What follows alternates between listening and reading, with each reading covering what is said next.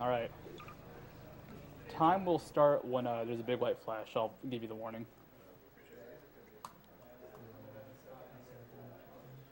I love this minute. This is like the minute to go ahead, to kick back, relax, think about the run. Think about Gordon Freeman, all things he does. Shine, Mr. Freeman. Rise and shine. Gordon Freeman, Gordon Freeman. Wait, To imply you why have isn't the been G-Man sleeping talking? on the job. It's No me, Gordon, one's more G-Man from All right, Black all right. Mesa. One second. Time hasn't started yet. We can do this. Did you set your language to Korean? Because that happens sometimes. Not English. All right, let's see if we get voices because they're pretty cool. All the effort in They're actually the kinda world handy. would have gone to waste. Really? Until Okay. We're only hearing. You're hearing voices. say Yeah. your hour has come again.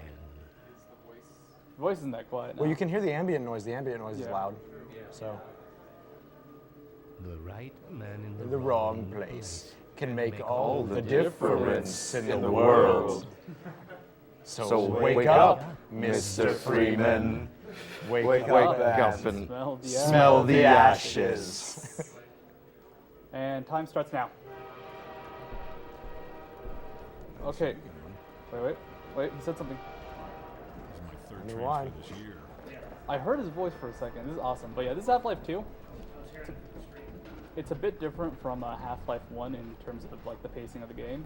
There's a lot more cutscenes, but you tend to get a lot of early movement options and a lot more high jumps and sick tricks. So I'll try and show off the basic form of movement that's going to be pretty much used for most of the game, the ABH, which is you will face backwards, jump a lot, and you'll gain speed as you do so. And this is a glitch in the source engine. This next section is time, so I can pick up this Chinese food box, and it will actually come in handy. But you can kind of see the basics of the ABH, where as I'm jumping, I start getting faster and faster, and it gets to a movement cap of like 3,500 units, which Gordon Freeman is just in space at that point. Now, the reason I have this Chinese food box is because you can do something to NPCs in this game as a safeguard. When an NPC has an object on their head as they're moving, there's a chance they'll teleport. It's not consistent, can't get it every time. Sometimes the NPC will just kind of bonk. Sometimes they don't care, the item will just get knocked away. But during the cutscenes, the goal is to get as many teleports as possible. So this guy doesn't care right now. It's like, all right, I got hit in the head with Chinese food box. But essentially, if I put an object in an NPC at the right time, at the right moment, and the game thinks they're going to get stuck or something, they'll just get teleported forward. Now, this game is action, FPS, lots of movement, but it's also a stacking simulator. One other important thing to remember as he's moving around is the fastest form of movement in this game is backwards. So we do a lot that we can to come up with consistent setups for all of the launches, but sometimes randomness just occurs and deaths do happen. So Yep. There is a pretty good chance at some point that I will just skyrocket into the air. And I don't really have an explanation for why it happened, it just kind of happens. there will probably be several deaths to fall damage just because that's a thing. Yeah. Unfortunate angles in high speeds. It's like you can't really do anything. Can't even see where you're going. Another thing, this game is going to be run on easy because mostly due to the randomness. You really need a lot of health to try to cover for the random launches you can get. And the enemies are just brutal on hard. So it's really tough to play this game as a speed game on hard. Plus, all the doors in this game are programmed correctly. Oh yeah, you also can't get infinity health. So There is no +1 health, unfortunately. The thing with, That's what I was afraid of. there we go, there's a teleport. teleport.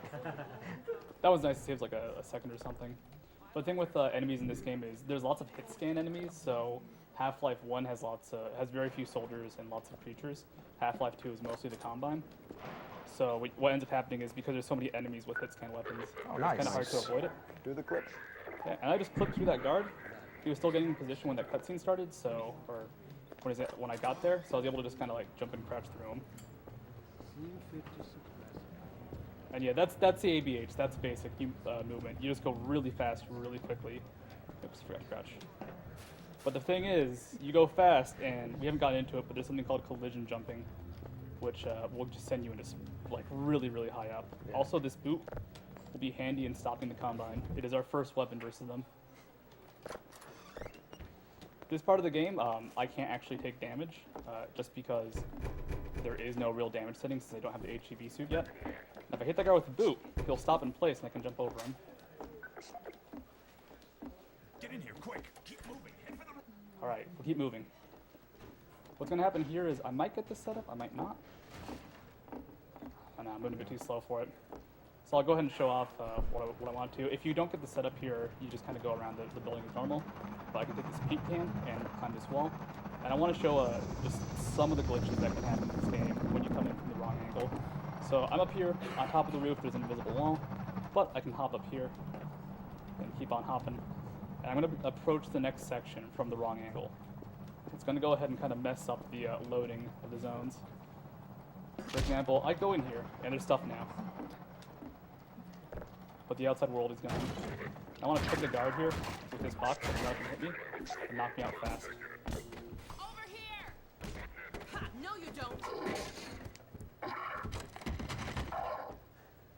And now we're in a cutscene. And we're in a cutscene for quite some time. Dr. This is Freeman, Alex. I presume. She ruins runs. I better hurry. A lot of this game is learning how to manipulate the AI and just getting them to do stuff as well as landing those teleports. Where did that box bounce? There we go. Teleporting objects tend to be better if they're flat on a surface.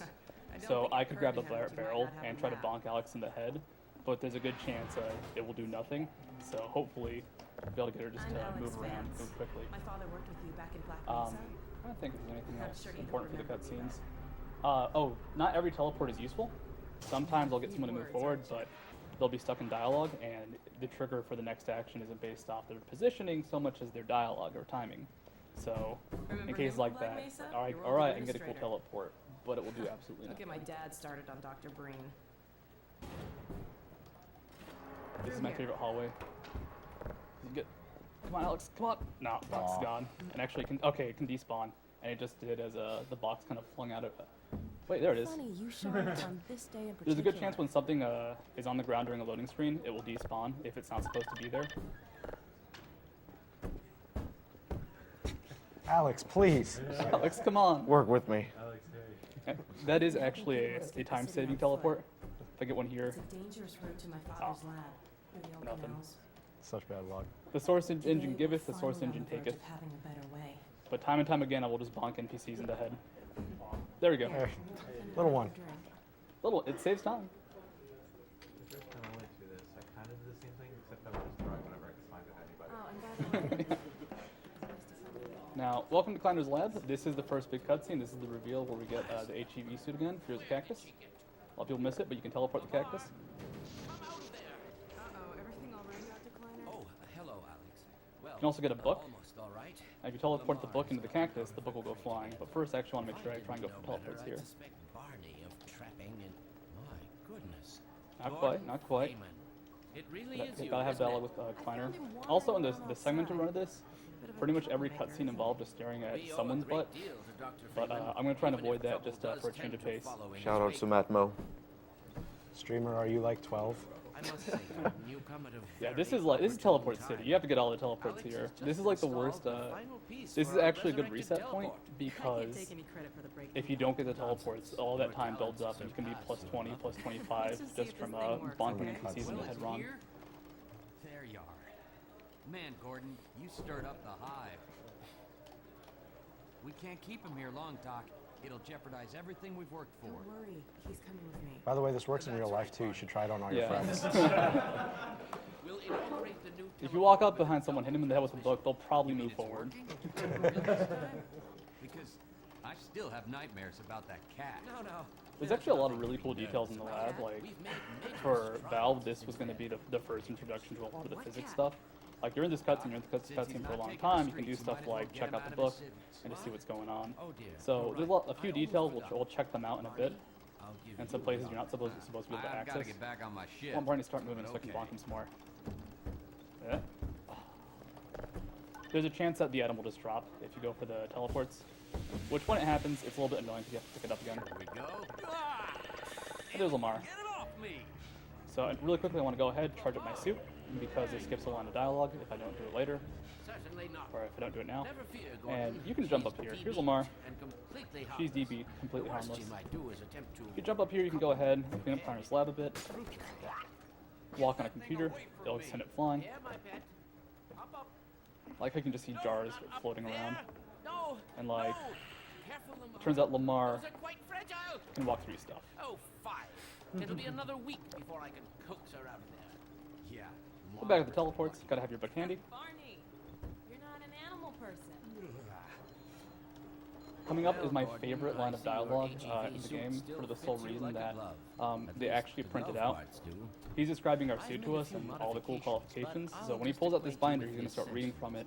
Now, And let's see. for some reason, they actually put the line he says on the binder Mark in V very, very low hazardous resolution environment font suit has and then been gibberish. redesigned for comfort So like and utility. the Mark V hazardous Oh, suit, dear.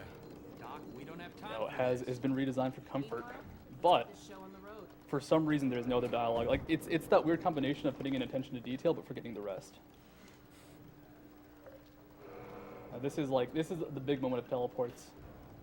This will make or break your red letter day. Alex, we'll look at you for a bit. Come on, Alex. You coming? Oh no, the book's gone. Oh well, whatever. Alex, she can take the book with her. Why don't you position yourself near the panel over there and wait for my word? Isaac, are you there? Yes. So this yes, is yes. another cutscene, but interestingly enough, You'll never guess who this found is his way super into our unskippable, like to the point where if I can clip outside that window, which is where I appear next, I would actually just be in a void of And nothingness it's our because intention to send him packing straight you don't away in the finish this company of your cutscene lovely daughter. outside this door. There's ready a for us, separate Dad? copy of this place We're all that you set on finish the this cutscene in. And So there's actually two Kleiner's labs. Yep. And that's the case in a lot of Valve games, not just Half-Life 2. It appears all over the place. Anytime the lighting changes, usually the lighting doesn't change. You go to a different part of the map. Hardly be more ideal. now I just Said last landed on that time. part of the vent, and when Lamar comes out of there, it's not going to make any sound. Small little bug. It's kind of neat that it's triggered by anything. Which I mean, if the headcrab can trigger, oops, I forgot about that. If headcrab can trigger that sound, then You gonna let Gordon throw the switch? why can't Gordon? This is frame perfect, by the way. Very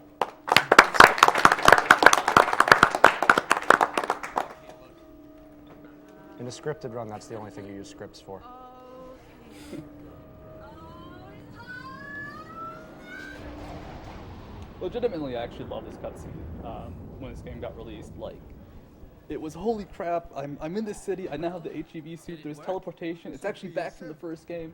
Hey, Doc. And then, stuff happens. goodness. My relief is almost palpable. Well, I guess for little details in this room, there's security Well, monitors I that can't take monitor all this the one credit. corner, and Dr. Freeman I believe this has also been able covers assist a tiny little Go stairwell, through now. and it just Right triggers you are. between those two things. again, Lots of my just man. random little details in the Good lab. job, Gordon. like Throwing that switch science on. gibberish. I can see your MIT education really pays More for monitors. itself. All right, If you buddy. see an NPC in Your turn. 3D, like this, not just a static image, As soon as you're in they're position, actually on the map somewhere. So, for example, in the early parts of train station, there's green on monitors. If I no clip, I could show you green in an empty room just sitting there Initialize standing. in 3, 2, 1. Barney, if you'd be so kind.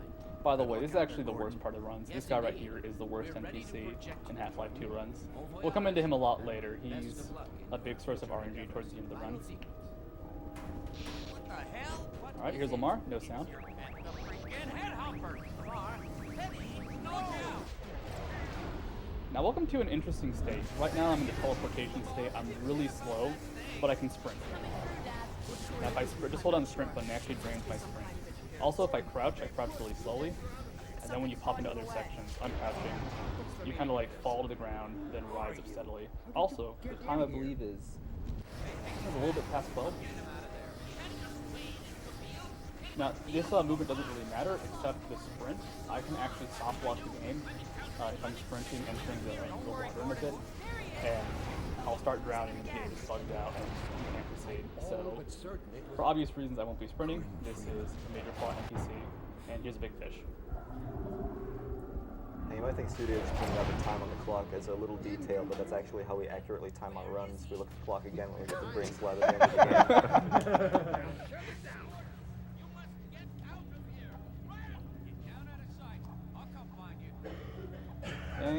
speedrun starts now.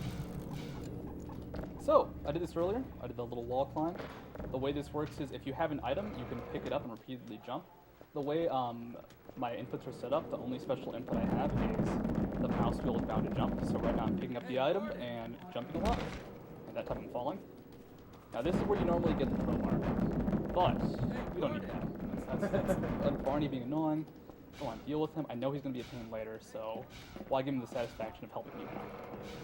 So instead, we skip that cutscene, grab this box, and we're going to keep item climbing. I don't have a weapon, which is kind of a big issue. Normally you're supposed to break down these boards. Right now I'm just going to item climb over that fence, because hey, I can. But now we're going to start seeing enemies, and unlike the early part of the game, I can now take damage and die. And there are guards that will like to make that happen. Also a train that will do that. So first, I have to navigate through this section. You can kind of jump on these boards on the side, and then scooch out and something knock me up. So, I'm kind of wrong. So I'm gonna get shot a bit. If you get knocked up there, you'll body block this doorway. So I'll take a bit of damage, but it should be okay. 65 is kind of low. I'm gonna get a fall damage in a second, so we'll see how this goes. But because I have a weapon, I have to skip most barriers. I can't detonate barrels. I can't really do anything to keep myself alive and protected. Let's see if I can do it for safety. It's very possible to die right here. And run out, hit a wall, and we'll go ahead and skip a bunch of train shenanigans. That train can't hit you and kill you. It's also very likely when you run by a part of the wall. Now we have a gun. We don't have ammo for the gun, but we'll get some in a bit. I think I have just enough to break open the box. I'll try and get some from the NPC for safety's sake. So that train is frozen in time. There's the box. This box is handy, of course. You can use the item climb to avoid lots of annoying barriers, annoying situations. Get the good ADH here. There's lots of just random trees that are used for background effects, so they'll block you up. But I have to go around here and trigger a loading zone. Now this is all. Sorry, go ahead. I was gonna say this is all supposed to be like cleared out with a crowbar, so you have to find alternative routes. In this case, it is struggling to get on the train. Now when you see him ABHing, if you see the screen twitching up and down, that's because he's spamming the scroll wheel as fast as possible. He's got a jump down to both mouse wheel up and down. Yeah, this game is actually a bit of an endurance run because my middle finger will get very tired at the end. So I got some ammo. Normally you would just kind of run past that guy after you kill him instead of going for the ammo, but for safety's sake, picked it up because it will be useful in a second. So the big part of this game is like the major tricks and like lots of little bits of movement, because you can run through this game, do the big tricks, get a good time. It's about optimizing a lot of the little stuff. With the ammunition, I was able to open that box and get some help. Here I have to make sure that if the barrel's going to explode, it'll explode in ways that won't kill me, or I'll have to get to a safe spot. So I think I'll do it. There you go. Once those barrels explode, it opens the gate. I'm A-OK. So you can actually just jump through this section. It's code 3, moving on. And I just have to feed the barnacles this barrel, and they'll be pleased with me and let me through. So there's a bug here. You can sprint when you enter the water, and you go fast in the water, but it also uses, I think, twice the energy. So I'm going to go ahead and sprint in the water, and when you come out of the water sprinting, Gordon goes really high up. Kind of like a free willy of scientists. I kind of fell. Oops. That's okay. We'll take the normal route. You want to try and like get to the good area there, maintaining the ABH. If not, you can kind of hop to the side here and jump. It still might not be enough. There we go.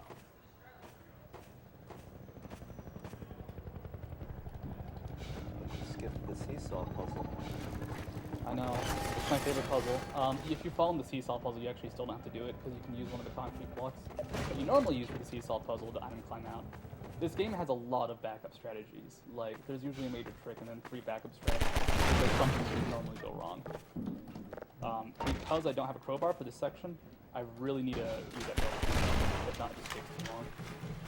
Get in here. Civil protection. Okay, once this guy hops down, I'll move forward and proceed with looting stuff. If you do it before he hops down, you can sort of stand there, wait for Gordon to appear in that spot, and save some time, activate the trigger in advance.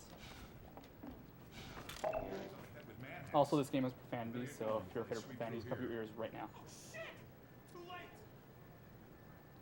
Oh, the game. There we go. Okay.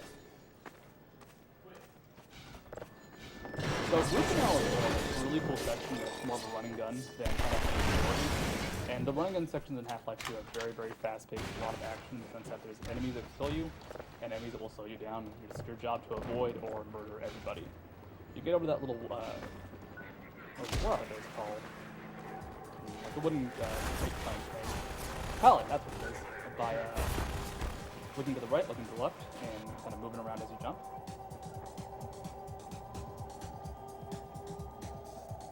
Coming up is the SMG. Every gun you pick up is used. Some of them are skipped though, like the Eagle and the Desert Eagle revolver and the pheromones for the antlions. But pretty much every gun you pick up is used at some point, just because there's some alternative fire or it's just killing people. You skip the Alex gun? Yeah, Alex gun is. So right now I need to do iron climb. This is actually one of the harder iron climbs in the game if you're not fast. I have to turn the flashlight on to see where the arrow goes, because this game ends up being too dark right. You hear the girl comes down to the right. But I'm climbing up this wall and their hand is slowing me down. Luckily it didn't hit me.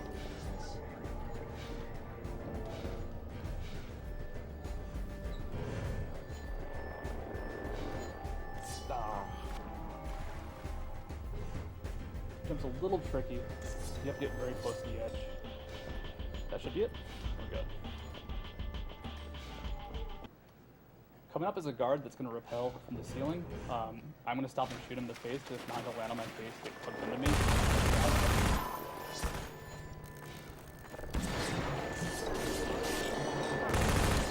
The manhunters can get out of control pretty quickly. Luckily, I avoided them, but they can just kind of swarm Gordon, and you can't get off the ladders very efficiently.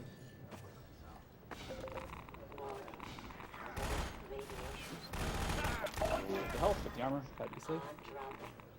If you go through little quarters like that while bouncing from the ASH, you'll maintain speed, and it's pretty important for a lot of sections to not lose time. Also, quick item climb over here. Just see, oh god, FPS dropped for a second. But you can jump over a fence and not deal with some of these things.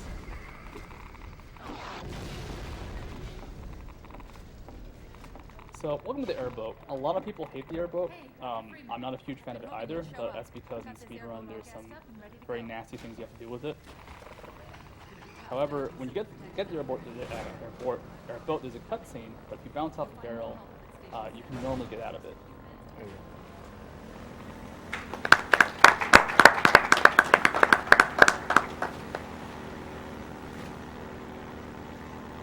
Now the airboat sucks for one big reason, and that's called dam skip. And dam skip is the hardest trick in the run, because it really has nothing to do with the rest of the run in terms of movement. Like, I could practice every other part of Half-Life 2 for 100 hours, but it won't help me do the dam jump. And it's also really important for saving time. It saves about 2 or so minutes. So hopefully I can get that in the first few tries. I mean, it's a bit wonky. But as for the airboat itself, it's got some unique physics programs. It's very heavy, and it will automatically right itself, because unlike the buggy that you get later, you don't have the gravity gun for this. That you don't get later. What? Oh yeah, the buggy, The buggy that that you don't we'll use. see. We'll see the buggy at some point. It appears on the screen. If you just don't get into it. Thank you.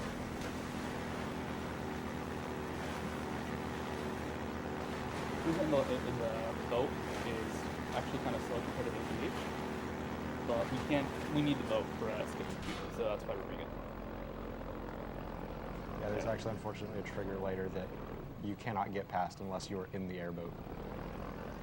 Or you have a portal gun, which is not likely in this game.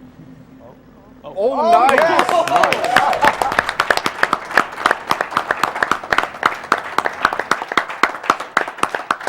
That was crazy. Great job. Trick. So the reason he's driving backwards here is in the version of Half-Life 2 he's running, when you enter a load zone, the airboat comes to a complete stop. And it turns out it's actually exactly as fast backwards as it is forward. So it's faster to just go backwards than it is to turn around. There's a barrel here I have to shoot. This is actually kind of RNG, in the sense that, oh cool, got it. The barrel's not, the pistol's not too accurate at long distances, but you have to hit that barrel to get that giant steel beam down. Get some nice loot. So Water Hazard, it's a relatively easy section in the sense that the movement's simple, but there's lots of big trips to skip pretty much all of the levels. Normally in Water Hazard, you have to get out a lot. You do a lot of stuff across the map, like you have to open lots of gates. That barrel that I shot, normally you get close to it after getting down. There's lots of shenanigans with the Combine soldiers. For example, I bounce on them, and they'll ragdoll and go crazy, but that can actually affect my movement. There's also going to be a helicopter coming up, and he's a pretty cool guy. I like the helicopter. You can get him stuck, but I'm not going to do that because it wastes time, and the helicopter can be really fun. So, like I've been lucky running it.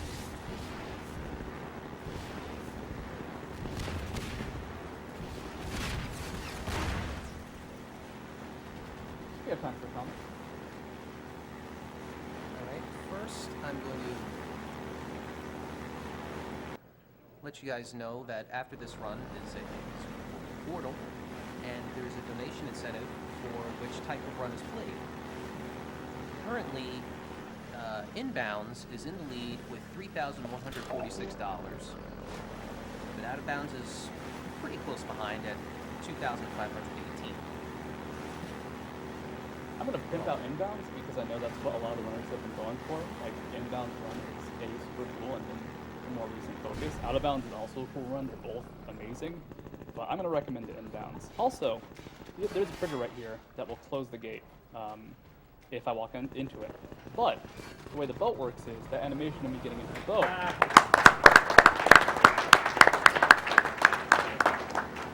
The animation isn't actually an animation. Gord just teleports to the boat, and the hitbox becomes the boat itself. So, trigger skipped, don't have to worry about loud sirens, and the doors closing in front of it. Here's a pretty easy skip. You just have to kind of bonk the boat to the side of the wall, and you just fly onto the wood right there. And up to the helicopter. I love the helicopter because he's a jerk. He is or your best friend in the two. He's going to drop bombs, and those bombs are either amazing or horrible. If he drops a bomb in a good position, I can actually boost off them or see if they ignore it.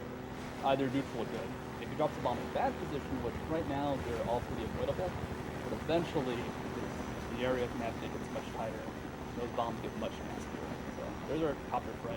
He's also the boss of this section, but we'll be skipping him, so he'll be able to go ahead and keep doing his copter friend. So I think this one I'm going to do stop. There we go.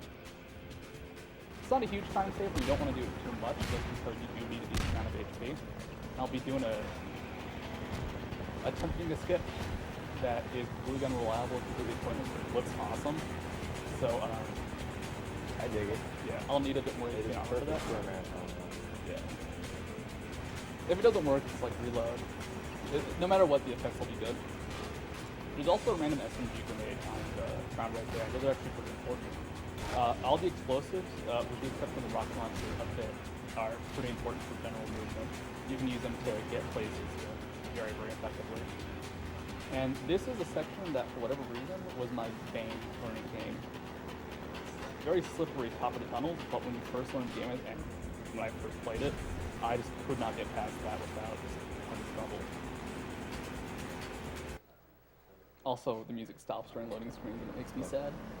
GG Val. Volvo fix, please. Alright, copter. I'm going to start dropping bombs for me a bit. We can actually talk about the different versions. So, this is the new engine. This is the version that Dwama, the second one, was made in, and it features the AV8. What happened was was it Portal 2 or Portal, or not Portal 2, Episode 2 or Episode 1? Episode 2 is the first one. Episode 2. They took out bunny hopping. And the way they kind of safeguarded against it was if you're moving too far or too fast forward, the game will slow or give you negative velocity. So the reason I'm moving backwards is because, well, I'm moving backwards and I get negative velocity. Guess what's good for me?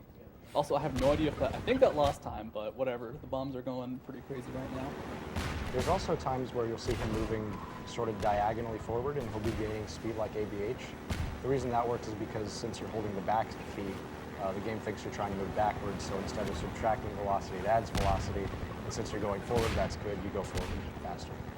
Okay, this is where you get bad bombs. You can actually peg you out of the air doing that jump, which is awesome because you lose all control and you can below and waste 50 seconds. But actually, it's pretty nice all around.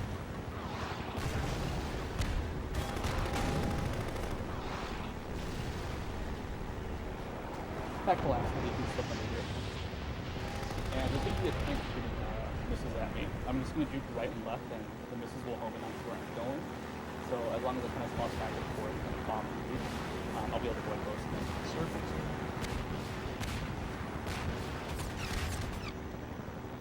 It's actually a good amount of HP and armor for boatless, which is a section of water hazard without a boat, and that's where you get some aviation. This will be the beginning of the fast and high movement. But first comes the skip to the store. I'm going to plan a quick save right here because this is super just weird. I get a grenade. Uh-oh. This will work. And we went the wrong way. Oh well. Ouch. But that's okay. That's all I wanted to show you guys, that if you put a grenade under the airboat, it goes crazy. Problem is, that deals a bunch of damage. I would have to go pick up health and armor later on, and it uses a grenade. So we need the ammunition. Instead, I can just go ahead and climb up the wall, push this washing machine in. That's a washing machine, I think. Top loader. That will go ahead and lift up the bridge, or lift the bridge. You just drive over normally. No barrel roll, reset. You can get over some places with pretty insane movement with the boat. Believe it if I couldn't see with my own eyes. All right, this is called the I think boat skip. I'm gonna ram this boat after break every box in most possible. All right, I think I break. Oh no. Sorry, guy. And kind of ease it out here, and then ram myself into the wall. And Nice, first try.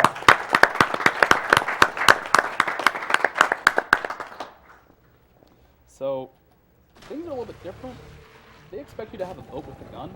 Instead, I have a Gordon Freeman that can fly. So I have to make sure I don't die because there's a lot of sections with toxic waste that will deal pretty continuous damage. So my goal is to get through here quickly and not take a bunch of damage.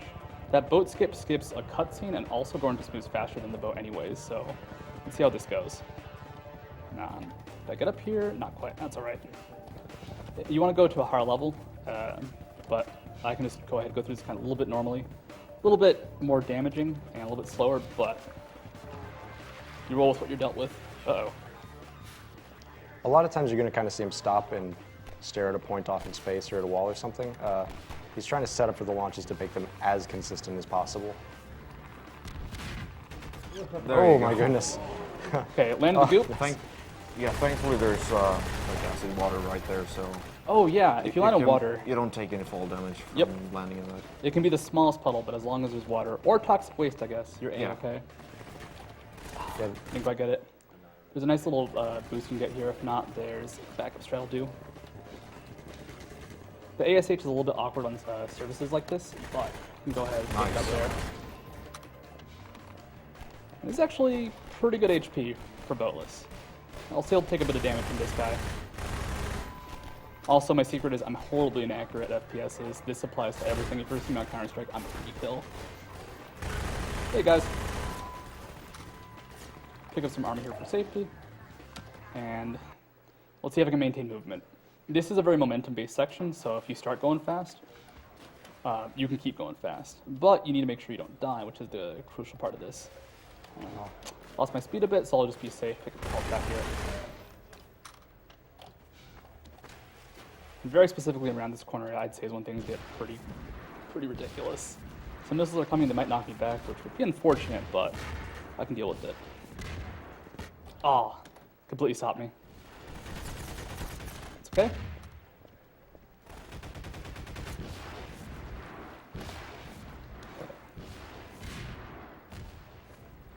pretty much gain massive speed at the drop of a hat here because of the slope surfaces. Which, when it comes to ABHing and ASHing, slopes are amazing. Or terrifying. Whew. So ABH is accelerated back hopping, and ASH is accelerated side hopping. This is the zombie tunnel. You take a lot of damage here, so it's good to be safe with the saves. I might get picked up by a barnacle, or might take a bit of... Oh, hey, I hit the wall, so I stopped on the momentum. There you go.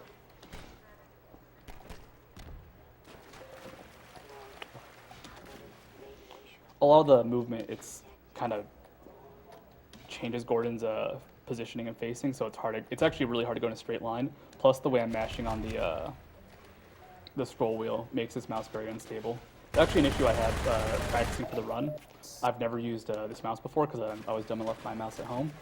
But it's got really good scroll wheel, but it's a little bit lighter than what I'm used to, so it's kind of hard to keep it steady. You can kind of maintain speed in those toxic tunnels, but it can be neither here nor there. Sometimes it eats you up, sometimes it gives you speed. Now, coming up is, I believe this is the damn skip. We have two names for two different jumps over. One of them isn't even a dam, but we call it the damn skip, or damn jump. So I'm trying to position here, and then angle here. And this is where you would fight the helicopter. Yes. Not no speed. Okay.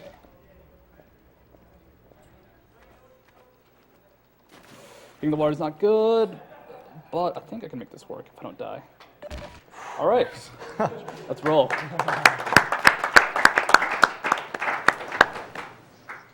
I'd still die. No, we're good. Nice. That 9 HP though. Yeah, 9 HP is pretty terrifying. But it's okay. There's a long cutscene coming up. Yeah, there's a long cutscene coming up, and there's health packs pretty early on in the next section. Yeah. Actually, we have pretty good time for a few donations. All right. We have a $250 donation from David Damn. Fry. Oh, I know that guy. That guy's awesome. Studio, it's David. Beat your record and we'll make you the first cognitive speedrunner. We'll donate again later in the run. Yeah, that's the owner of Cognitive Sports, or Esports, a really cool, or Cognitive Gaming. I'm forgetting their name now, and I feel bad about that, but very cool dudes. You'll have to forgive the scanning process. We can't take any chances. We also have a $500 donation from Morton Svenvig.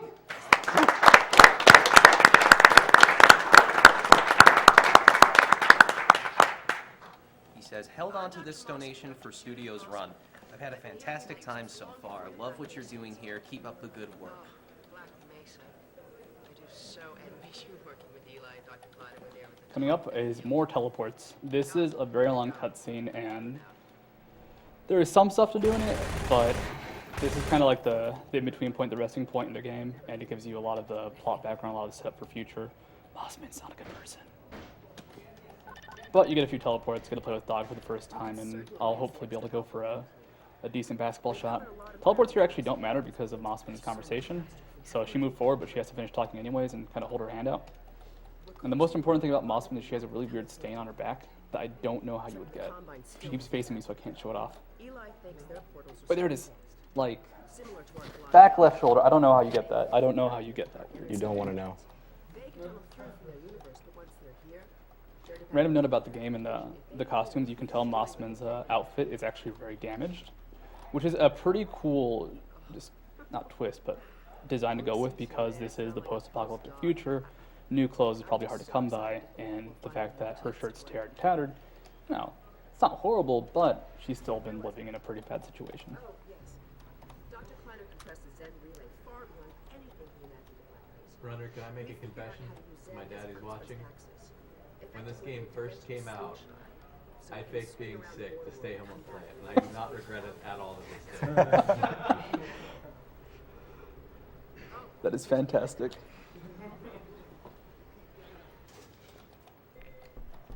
You made the right choice. Fighting the good fight. Okay, here we have our jars of supply. This will be the teleportation object coming up. There's actually lots of cool details here. Like if I look at that portrait for a long time after this dialogue, Eli can tell me about his family. You can teleport the Vortigaunt. Also, Vortigants have weird holes in their butt.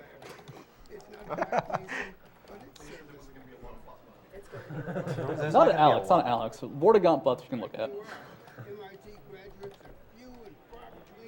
Also, Doggy. this spot right here, I discovered it the hard way, will not trigger the next area. What happens is Alex is going to show up in the room, have some dialogue, have some conversation, and then you want to stand right here because Alex approaches you and she'll be closer to that keypad. So it says denied, or error, but she'll be accepted. So because that's where you want to stand, I once got to this cutscene, went to the bathroom after positioning myself there just to kill some time, and came back and wasted like 4 minutes because I'd gone to the bathroom instead of speedrun, which it was kind of worth it. 50-50.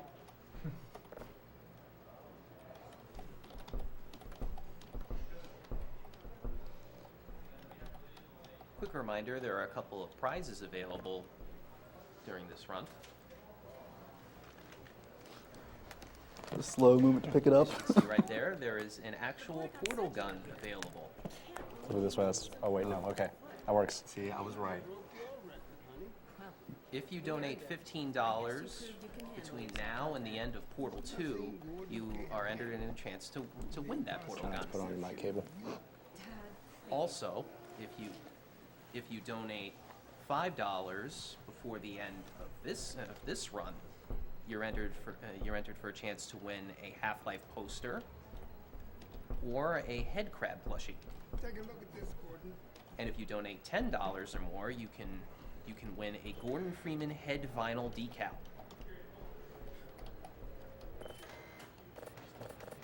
Wants me to look at this. It's very exciting. What's that? Oh, we've also got a really kick-ass statue of, I believe it's Tychus from StarCraft 2 on a dead Hydralisk. And the box coming out. The big box is here. I carried that thing for a while. It's heavy. These are limited edition and very, very cool. We'd open it and show you, but it's probably a really bad idea. Alex. And that prize has a minimum donation of $50. But the cutoff for it is at the end of Antechamber. There's an off chance I won't be able to hear my grenades because I can only hear some of the sound for some reason. So if that happens, that might be a problem, and it'll happen in Ravenholm. By the way, Ravenholm's super bugged out and crushed. We get through there really quickly. I think. Alex, why don't you take Gordon Oh. Huh. I can hear just fine. Sure. Come on, Gordon. Should we take a second to change it to stereo? Zero-point energy field manipulator is not a toy, Alex. 2 speakers. Okay, Huh. I don't know then. Don't know. All right. I guess unpause now. Let's get out of here. Oh, by the way, this object's pretty cool. You want to flip it or teleport with the backside, but if you drop it, it flips over naturally. So I see you've met Dr. Mossman. She's one of the main reasons I spend so much time outside. Coming up is possibly the worst hallway in the game for teleportation. Oh, it's so evil. I'm just gonna go crazy and just try it non-stop because it's funny, but there's a chance that Alex will teleport to the other side of Gordon, but only on the side. There's a chance that Alex will just get blocked and stop and do nothing, and there's a chance she'll actually teleport forward. So we'll see what happens. It's just a fun hallway because if you actually get the teleport, it's a big time saver. If not, you just kind of stall her as you bonk her on the head a bunch. There you go, like stepping to the side. She can get under the vents. You can kind of see the whatever this is get stuck in. Oh, Whoa. okay. All right. Thank you, Alex. I'll mention it.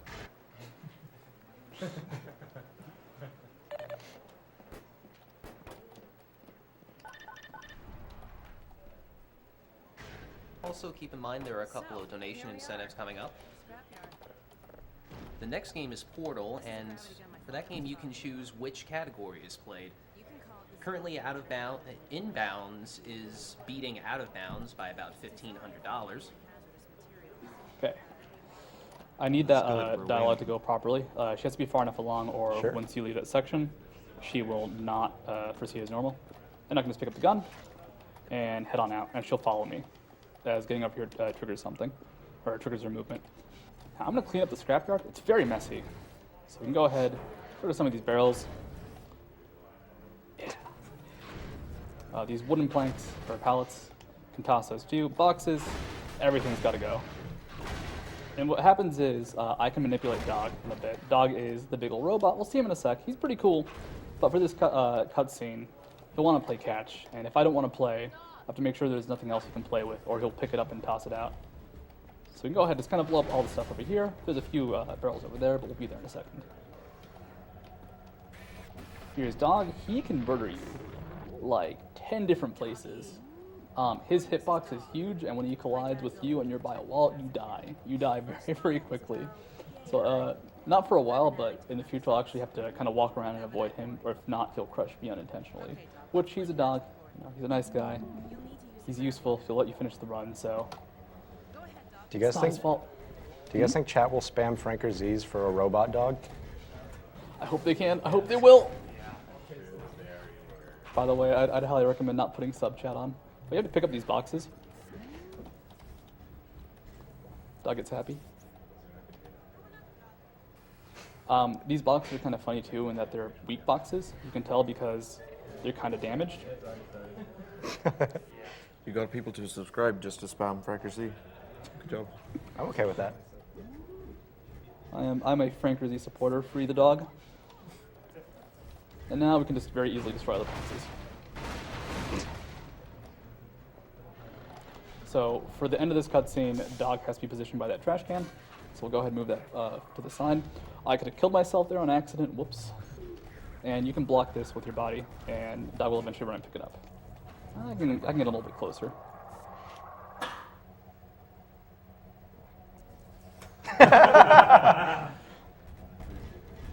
Wait. All right. Wait, where'd it go? That's good. He's actually in a good position though, so all right. We can play catch with him.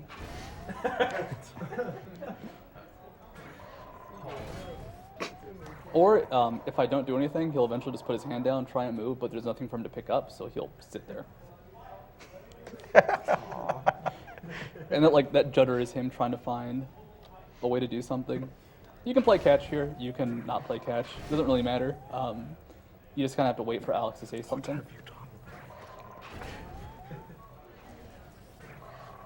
Okay, there's a line of dialogue. So let's go for this. Okay. You can do it. I practiced this, but I don't know if I have the dunk in me. Oh no. Too high. Oh wait, what? Oh god, he found one of those. Oh, he got attracted by that. Okay.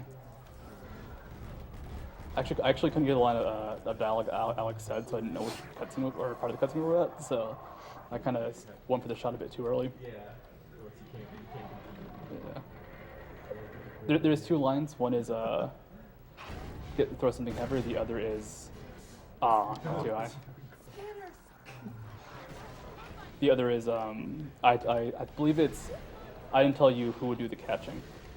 So we're in the escape sequence of the Black Mess East. Grab some paint cans. Wait, no, go away you. Actually get out of the way. And the paint can's pretty cool, because I can do this. But this is magical paint. Okay, in a second we'll reveal true power. Thank you, Dog. He's right here. This is actually kind of like a cool little reminder of the old visuals. That was white paint before, and if I shine my light on it, it's pure white. But now it's white, yellow, and orange. This is because it's supposed to be absorbing the light, but it just kind of freaks out and gets really cool streaks.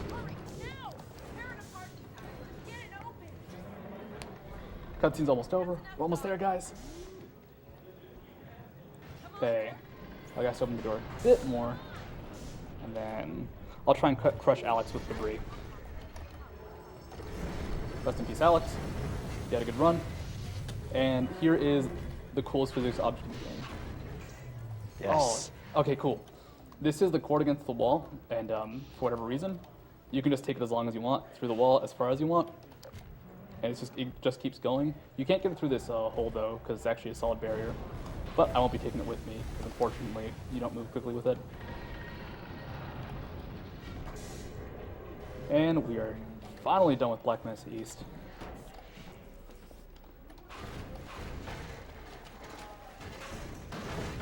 Oh god. And on to Ravenholm.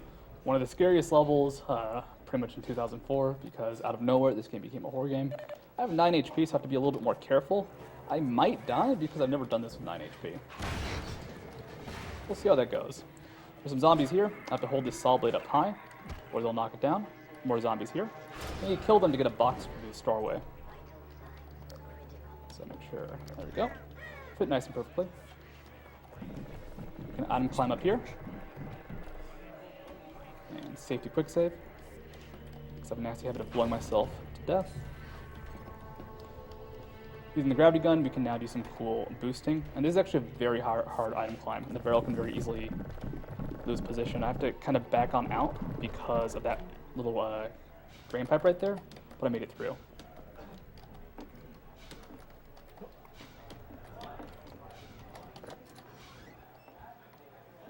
Yeah, that skipped a huge chunk of Ravenholm right there. There's a head crab, he's dead. Here's some health packs. It's actually quite a bit of health. 3 health packs is a lot to be kind of contained there. But this game is very nice when it comes to safety healing.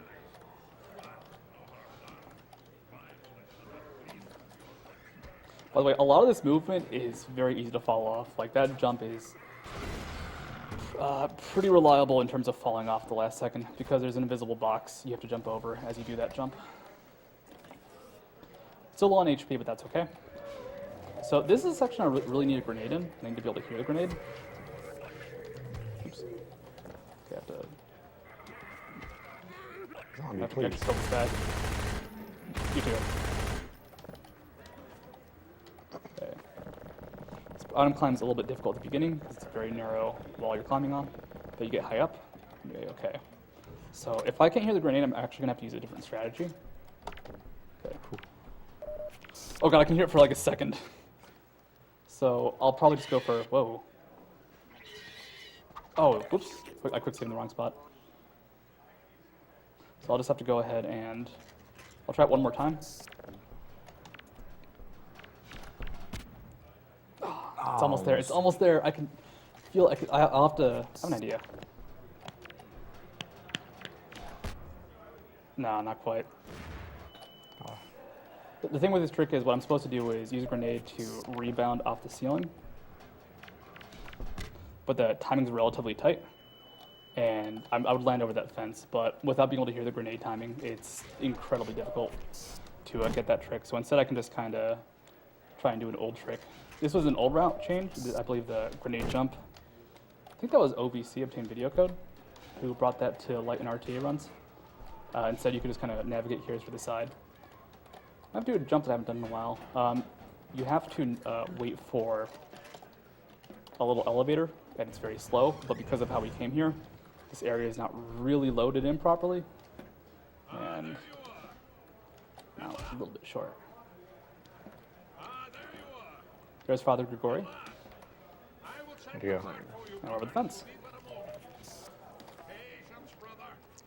And that skips the first map of 2 maps that we skip in this run.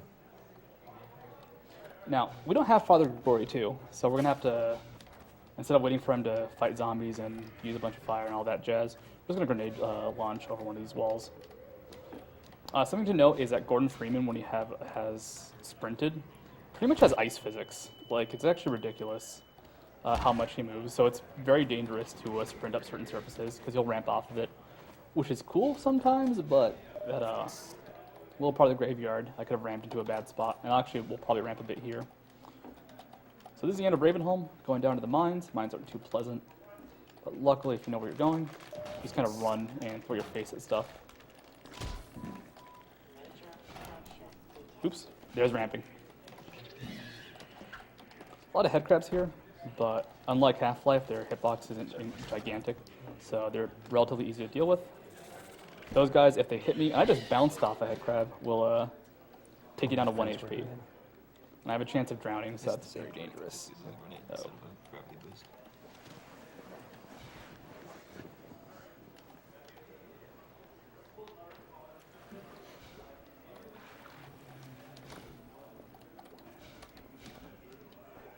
Nah.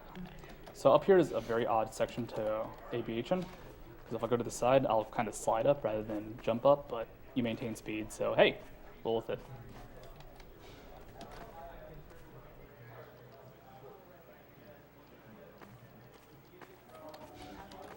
I believe in the segmented run, they actually do a ramp and end up on the out of bounds section. That's not consistent. The segmented run of this is amazing, by the way, and there's a bunch of source runners behind me that help make the run and help build the source community. So it's cool to have them, and they help make pretty much what is a solid guide for some arcade strats. So we're gonna pick up the shotgun in a bit. The shotgun is amazing for combat. Well, one-shot most Combine soldiers, as long as you're close enough, and quite often we'll have to kill Combines every now and then. Winston's been hit. That shotgun you picked up, I believe, is the last point in the game where you can get a shotgun, right? You can still pick some off enemies, but I believe that's the last drop for quite some time. Oh, you can pick up Kleiner's gun, which is funny. So that's like you can be a jerk to Kleiner. That's like way, way later. Yeah, like for the next foreseeable future. That's like one of the few last shotguns. It's Leon. We're all clear.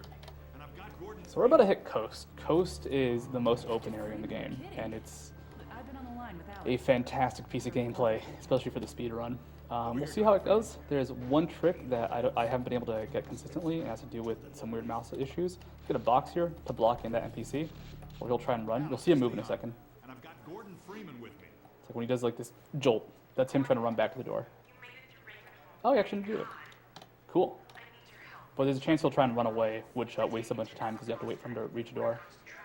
I can load some ammo right now, get more HP, get more armor. Can also trash the place. Throw tires everywhere, be a huge jerk.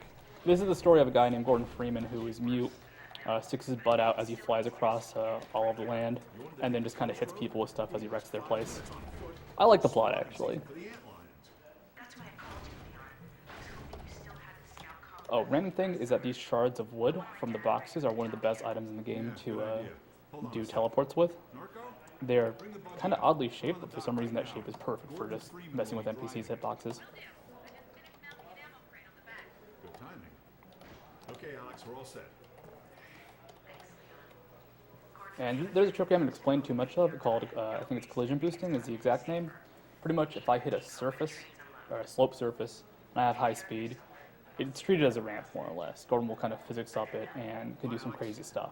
Solid, just straight walls will not work that well, but if you have something with any sort of slant, it can be quite effective. There's an ammo supply crate on the back of the car if it's any comfort. That's actually really good at teleport to get. Saves quite a bit of time as he's still talking. Hello, Dr. Freeman. Car's all ready for you. Nope. Come back up, Dr. Freeman. Hop in and I'll lower you down to the beach. A little bit too much damage taken, but luckily I'll be able to heal that back up. And got a good boost over the slope. So there's a lot of slope surfaces here that are kind of weird, kind of crazy. Whoa, Gordon, Gordon, no! I do not have enough HP to safely do the next few sections, so I'll have to heal back up. It's possible I'll take no damage, but it's also possible I'll take a lot more than that. So for marathon's sake. This, I don't know if this trick will work. This is one that's been kind of problematic, but it might have been a different PC causing the issue. So you can actually move a bit while loading screens come up. So I'm gonna try and get some good movement, good speed while this loading screen comes up. The issue I've been having is that sometimes I can't actually move Gordon in the right direction at all. Like it's capping his movement for a bit. So just in case I have a safety strat.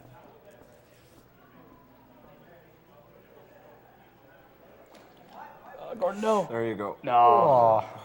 Bit off to the side. But I think you're getting the general idea of what's about to happen.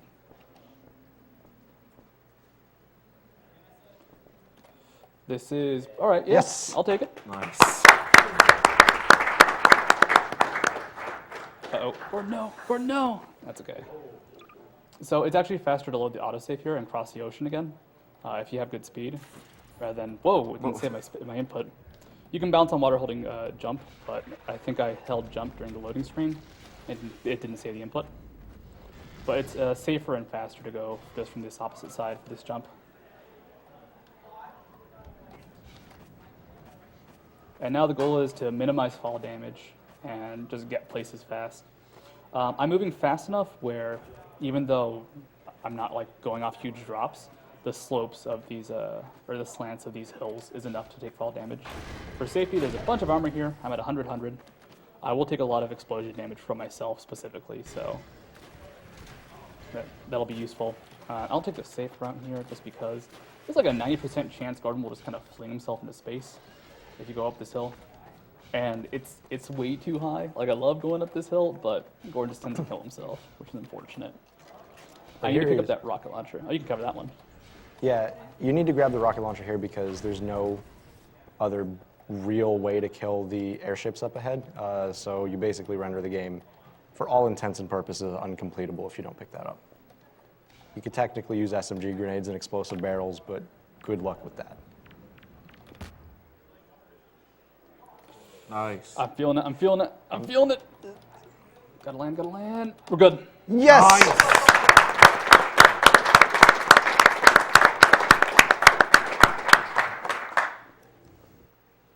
So pretty much all of Coast can kill you if you mess up any trick. There's a good chance that I could hit a rock right there and ramp either to an amazing spot or a terrible spot. Oops. Stop that. Let's see. This is an interesting surface because, as far as I can tell, no one has a good reliable setup for getting up here. So I'm just trying to get a little bit of speed to, not quite. Let's see, wait on. Let's change its positioning a bit. But like with that surface, I can bounce up and do that. There you go. And here comes, I think, what is a very cool trick, and it'll actually be very hard for me with this mouse. Because if I even this out as much as possible, I have to be very precise. And if I don't move the mouse, this one's kind of light, so it's a little bit tricky. I can bounce up and land over here. Nice. Which skips an entire map. You normally have to go under the bridge, and we can hear that pleasant train sound. Yep. So that's actually the end of Highway 17. Highway 17, the section. We still have a little bit more beach maps though, so lots of open space still. Let's grab a safety health. I'm gonna do a boost here that is incredibly unreliable, and I'll probably die. But there's an autosave right before, so hey, we're good. Who knows where I'll go? All right, I died. But that's probably gonna happen there. Luckily the autosave keeps you alive.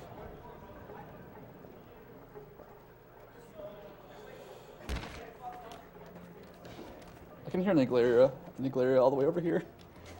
It's pretty good. Okay. Gotta find more positioning here. Get a little bit far to the right. It's kind of the same thing as before, where I have to make sure my mouse is completely straight.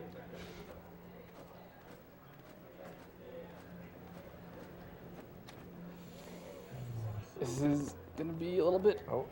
No. Whoops! I forgot the autosave loads that.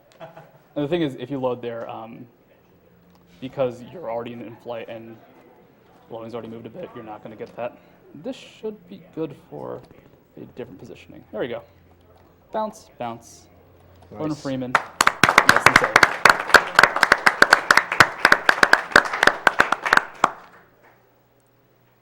There's like 3 different setups for this next map.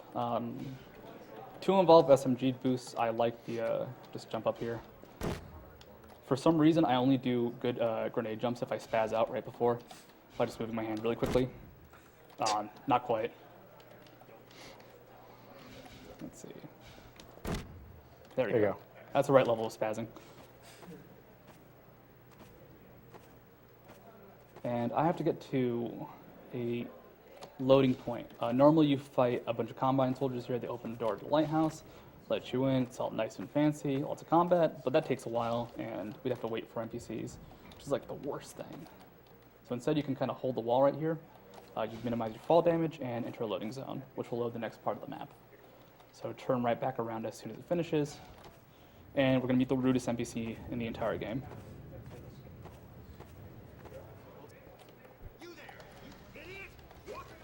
That's a jerk. I don't think anybody here could hear it, but chat should realize how big a jerk that guy is. Okay. I'll take some damage here. It's okay. This might be less okay. There we go. Those are the antlions. We've seen them a bit. They're kind of annoying. They can actually spawn in front of me, but they'll be a little bit useful later on, as they'll actually be our allies. There's a few different setups here. You can item climb with those boxes up here. Use a grenade here to jump onto an invisible wall, or you can ride the ceiling, or ride up like a weird slope. Now, here I have to go a little bit slower, because if you sprint, you'll probably run off. So safety first, guys.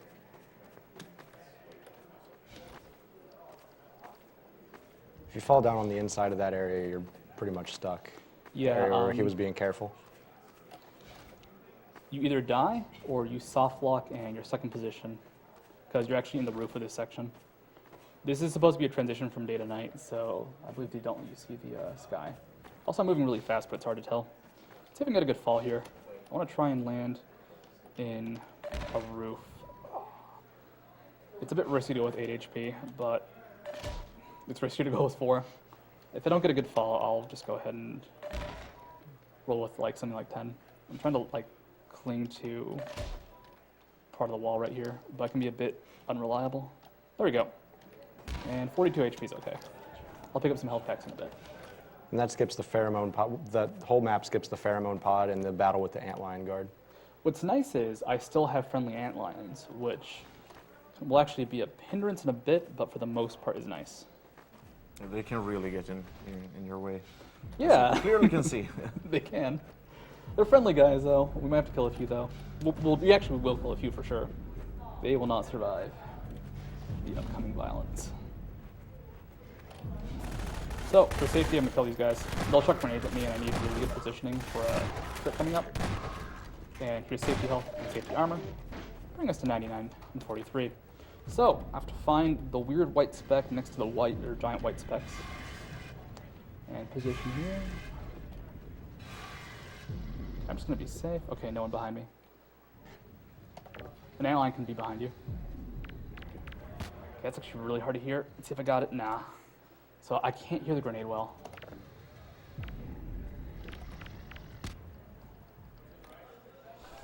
I think this is good. Nice. Can I survive? Yes.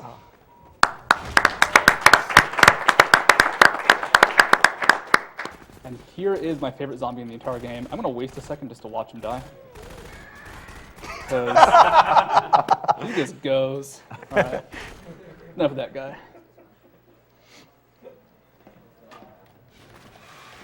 Suicidal zombies.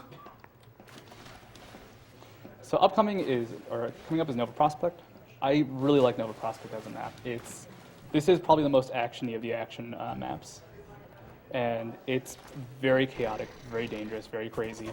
Lots of cool tech here. I have to get in there first, though. And to do that, I'm going to have to kill 2 gunships. This is why I have the bazooka. Well, not for these guys. They're just in the way. But to take out the gunship safely. I actually have to clear out a bunch of guards here, though, because for RTA attempts, they will probably kill me. Just because they're on turrets that do a lot of damage. So it's good to be safe here. And I got some bad RNG. Our guard wasn't at the right post. So let's see if I can go ahead and not get shot too hard. I'm getting shot really hard. Okay, cool. Antlions helped out. Antlions killed one of the guards at the side. It's good. I'm swirling the missile around because the gunship will target it down. So I have to be very cautious about how I hit it. One gunship down.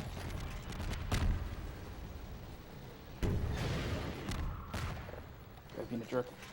Second gunship's about to spawn. Oh, you got it. It's kind of hard to get that first shot on him because he will, whoops. He will go ahead and knock or he'll be so far away that the missile can despawn. By the way, it's actually a really good AI on the gunship, so it'll target barrels that are near Gordon. And I'm going to go ahead, pick up a safety health, just because Nova Prospect involves a lot of damage. And better to be a live Gordon than a dead Gordon. Here's some fire. You can turn it off, but we're men. This door is triggered on a timer. Once the loading screen comes, I can open it up. So until then, I can kick back and relax.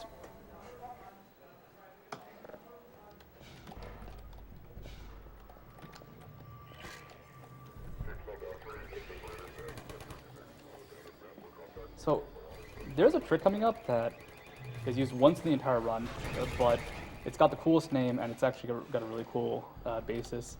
Zimbabwe, could you explain Schrodinger's crouch? Sure. All right, so Schrodinger's crouch or quantum crouching, either one. Basically, when you crouch in this game, you go through an animation, and you can interrupt that animation by letting go of crouch or by crouching again. So what you do is you crouch, let go of crouch, and recrouch, and you're in a sort of state where your hitbox is small, but your camera is still positioned where your head would be. So you can use that to peek through ceilings. We'll be in a state of crouching and not crouching, and the only way to check will actually destroy the crouch. So, we use it once, we use it to press a button. It actually saves a decent amount of time. Ow. And I have to be fast about this because if not, these guards and manhacks will shoot me up. So position the barrel here. Position the barrel here. Here comes manhacks.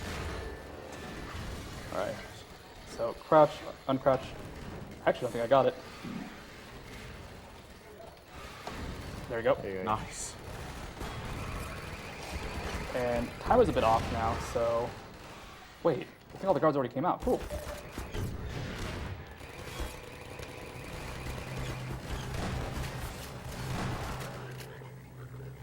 Wait for it. Wait for it. Oh, I went the wrong way. Oh! You got me. All right. Props to him. Okay, I'm actually going to do a safety save. It's very low HP for this section. And I'm going to go ahead and just shoot this guy from over here. Just, I think a grenade. Okay.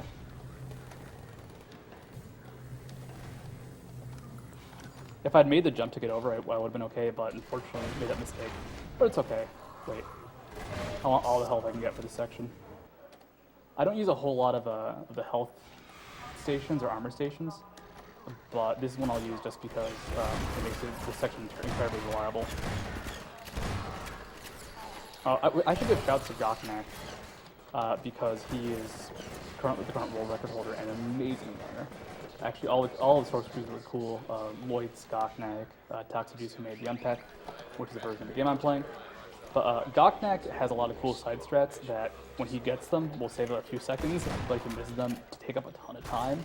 But he always goes for them, and that's why he's able to go ahead and maintain the record, because he's gone balls out every single run for, the past few months when he's been arcading the game. But most rooms have a different solution. For example, in that room where I climbed up with a chair, he just boosts off a desk, but it's not reliable. I'm going to actually say that you should follow twitch.tv/Goknak, Gocnak, because that dude is awesome.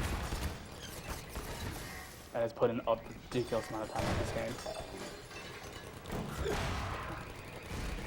So coming up is the worst chapter in the entire game. A lot of cutscenes, a lot of waiting around, a lot of chance to go ahead and explore some art. I'm messing around with this. Theoretically, I can use this table right here to set up a cool boost if it lands in the right spot. Wait for it. Almost. Actually, that should work. Cool. Heyo. It's dumb and pointless because it takes a second longer to wait for it to land, but I just like that idea. And welcome to Entanglement. This is a very Alex-centered chapter, which is not a good thing. NPCs are not to be trusted. Do we have time for some donations? We have time for some donations. There's some talking to be done. Glad you made it here in one piece. Okay. My dad's over there somewhere. We've got $150 from Henning Stormer. We have $100 from an anonymous donor. Here's to my uncle who lost his life to brain cancer, and I don't want anyone else to lose anyone to brain cancer. So cancer is weak, and let's make cancer weak, and donation's the answer. $100 from Malthus X, dedicating this donation to my colleague and friend Abel, who has beaten cancer and is alive today due to early detection. Much love to all the runners and viewers. Put this donation to whatever studio wants in honor of him finally cutting his hair. We also have $100 from Andreas Behrman. Hi, AGDQ. Been watching since CGDQ. It's been great to see AGDQ evolve as it has. Here's to a future of less cancer and more speed running. Right. Over here. All right, so Entrapment has a lot of cutscenes. This is the most cutscene-centered place of the run. And the issue is that there's not a way to skip a lot of cutscenes, or there is, but you still have to do some sort of waiting. For example, here Alex has to find Eli, find her dad, find out what's up with him, and we're going to start the search for Eli. But fortunately, there's a door, and if that door was there, or that force field, I'd get through, shoot some guys, and we could be on our merry way. But because Alex is going to go ahead and be the only person that can open a door, we're kind of stuck. There are a few bits of very specific combat, like you can come in with about 10 HP, and it's actually very difficult because you risk dying very easily. Also, left, right, right, left, left, right, right, left. The soldiers with red eyes are very important to kill fast because they have shotguns that deal very high damage and shred through armor. Wanted to point out that line, hot done, watching Gok Next stream segment attempts for 12 hours listening to hot done, reload, hot done, over and over again. Yeah, this must have been the worst of all things to a segment, just because constant Alex. Coming up is a trick called Fast Alex. The setup is you wait for Alex to finish talking and then wait 2 seconds, and then there's like a 50-50 chance she'll walk to the next objective quickly. You can't tell because you have to walk away from her, and you're in a dark room alone. It's very scary and very isolated. Is that really you? I can't believe you found me. He'll follow you. I'm fine with you. You've got to get out of here. Actually, this would be a good time to talk about the segmented run, because we haven't really gone into depth of what it actually is. I will let the couch handle that. Yeah, we're from Source Runs here on the couch, most of us, yeah. And we worked for like almost 3 years, I think it was, on a run called Dwell Mob, done with a high magnitude of velocity of Half-Life 2. And as you may understand by yourself from watching this run, there's a big difference between a segmented run and a single segment run of Half-Life 2, since, well, you can save anywhere you want and just reload and segment a lot. So, yeah, there's a lot of difference. You can use your boost and the ABH speed to gain crazy launches, especially in Coast. Yeah. So to compare like the single segment to the segmented run, the single segment world record now is like 1 hour and 53 minutes on easy difficulty, and the segmented run is under 1 hour 30 on hard. So segmenting this game completely breaks everything. I mean, you can just do it absolutely perfectly. So if you're interested in checking that out after this run, do a YouTube search for Either Half-Life Source 2. Runs or... Yeah, Source Runs, you can find it on the Source Runs YouTube channel. That's the easiest way to do it. To give them more credit, like, wait, 1, 2, all right, setup. To give them even more credit, they put in hours and hours into each individual segment, and it's amazing what the run looks like now. So I would highly recommend checking it out, just because it is a fantastic sight to behold. Throw a grenade here to blow up. Ah, I missed it. Okay, that was just... There we go. Trying to blow up the shelves over there because I need to proceed through that vent. And we got slow Alex, unfortunately. So eventually Alex will show up on this TV screen. This was actually a really unfortunate part of the game for me because I didn't know what the hell to do when I first played this. And I just like went into this room, explored all the other rooms. I wonder why the game locked me into a tiny space for such a long time.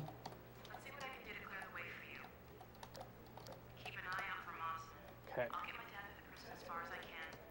Now, once this door opens, there's a bunch of combat, and it's actually very scary at low HP.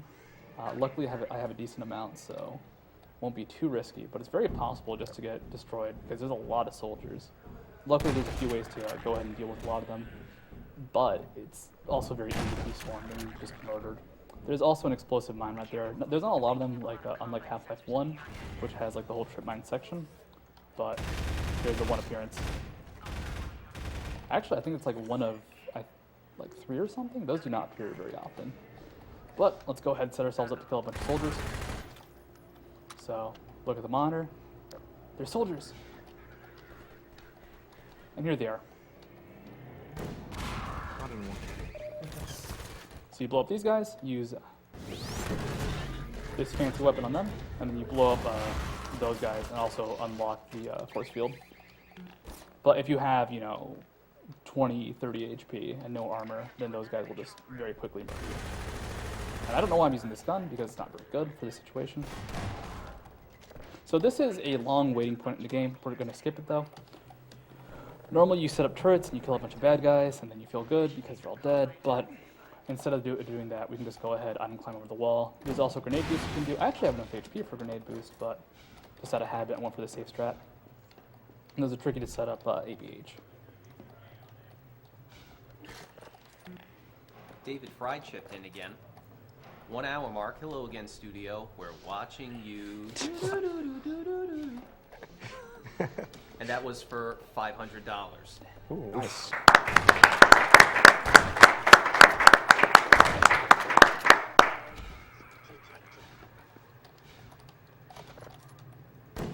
Are you gonna be drawing, studio? Yes, I think I'm going for a Frank or Z. Oh god, We'll see. That's a good idea. So for safety's sake, I'm gonna kill these guards. I've had issues where those guards don't die, and it really delays this section. But this is a unfortunate section, I'd say, of the run, because the fastest way to deal with this and the safest way is to go ahead and cower in the corner. He grabbed all those turrets because the enemies won't spawn if you don't move them. The game waits kindly for you to set them up. So he just sets them up right where they are. And now I'm in this perfect position where I can just sit and do nothing. Fortunately, that's not very interesting. So I'm going to try and draw Frank or Z from memory. I'm sorry. Can you pull it up on your phone? Reference? All right. Actually, my phone's terrible. Does someone have Well, the Frank or chat is Z? spamming it. You could just... All right. All right. Pass it. Chat, keep spamming Frank or Z. I need to see the dog. Chat, spam Frank or Z. We need it for reference. Okay. So let's see. All right.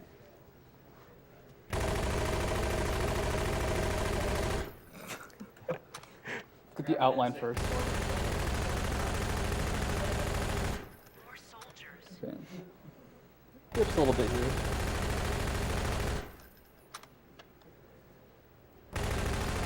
Oh, out of flashlight. All right, gotta wait. Actually, UA, can you tell me if Alex says stuff? Like, has she said anything? I heard her say something a second ago. Can you tell me when she says we've hit the mother load? Because I don't understand why you can't hear it because it's coming through. Because I just realized there's audio cues here, but I couldn't hear them. And unfortunately, I can spend a lot of extra time here. Wait, no, that left eye's a little bit iffy. All right, we'll go pistol for the delicate lines.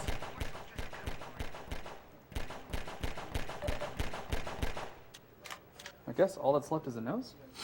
Yeah, all right, let's do this. Okay, so I give you Frank or Z. Done in Half-Life 2.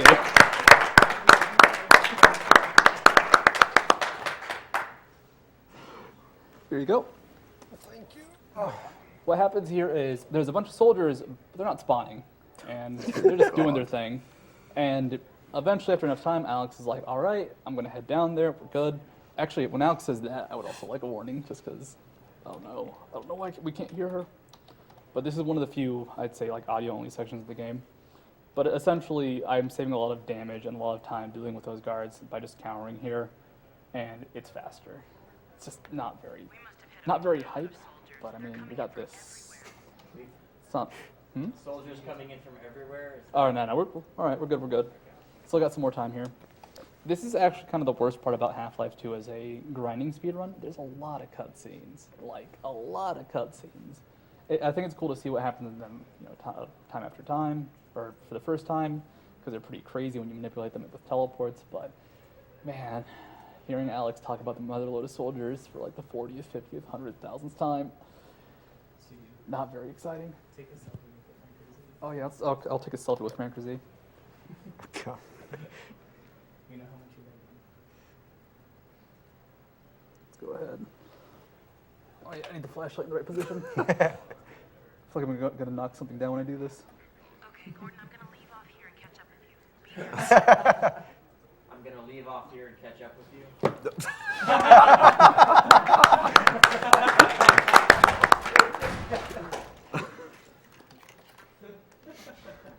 Just in time. And Alex is here. This is Awesome Games Done Quick, where we do speed runs of selfies with Frank or Z. So Alex is talking. She's doing a bunch of stuff. It'd be nice to move this box out of her way. We have some time to pick up some ammunition, pick up some armor, get more SMG grenades.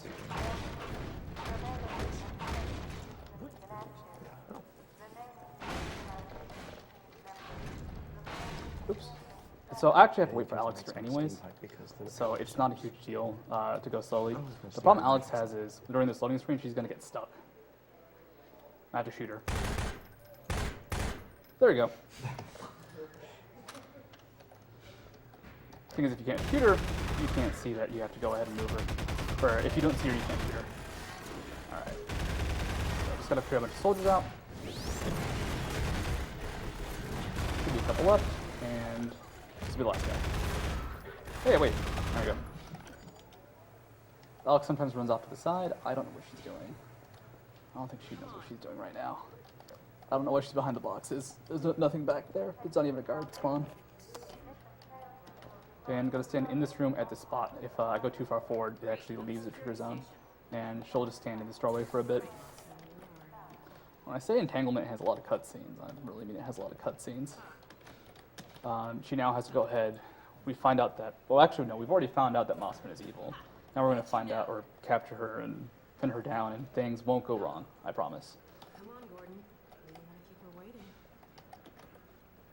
At this point you can do stuff like move around tables, using to block guards. There's a bunch of useless teleports in here if I break a table, and it's a pain to break them. They're very durable. Also I'm being shot at, but it's not a big deal. We're turning back now. There she is. Leave it talking to me, Gordon. We may need her to get out of here. Also, for some reason, I can very clearly hear all the soldier audio. Now, during this cutscene, all you can really do is do stuff like hop here and hop on Alex's head. We know all about you and Green. You've been a spy for the Combine the whole time. Damn it! Move back off.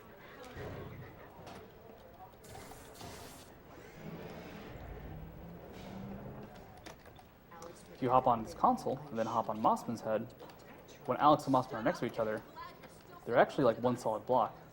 So you can kind of stand in between them because their hitboxes just kind of combine that way. There goes the one. So now I can just kind of like walk between them. Luckily, they're the exact same height. And I had to prove to Dr. Brain that your father would be the most valuable member of any research effort. Enough of the bullshit! I'm sorry for the profanity. There's my dad. I'm going to bring him in. We have some time for a few more donations. First, quick reminder that coming up next after this run is Portal, and you can donate for which category is played. Currently, Inbounds is beating Out of Bounds by a pretty nice margin. Okay, something good's about to happen. Wait a second. There we go. That's not supposed to happen. So Alex will close the door and, oh, that was weird. She normally will walk through it for some reason. So this time she decided not to do that, and it actually kind of equaled out in time because you'll have to wait for her to teleport. So a common bug didn't happen. Yeah, Alex is a bit buggy with that doorway. So this is the teleporter sequence. Eli's going to be carded in a second on one of the Citadel transport pods. And we're going to go ahead and just kind of see the twist. Just in time. It's another turret section coming up. This time we can't just hide in a corner and draw stuff. I mean, we could still draw things actually, but I don't know if the Franker Z can ever be beaten, so let's not go that way. But what's going to happen is I'm going to try and stop the guard spawns by hiding in a corner, and it will cause all the guards to kind of get built up in one position, and they won't be able to move past each other. So a few make it through, but not a whole bunch. There's also a great way to soft lock the game right here. This teleporter is going to raise up, and when it raises up, NPCs can actually enter this area. Right now I can't walk in here. If an NPC, let's say Alex, enters that area, she can't get pushed out. You can't do anything to move her, and her AI won't have her move. So the elevator will slowly come down and eventually crush her through the floor. She doesn't die, but the game is entirely soft locked, and I want to blow at that point. And it's after a very long cutscene. So that's a full warning if that does happen, which I'll do whatever I can to prevent it. I might have to do some things.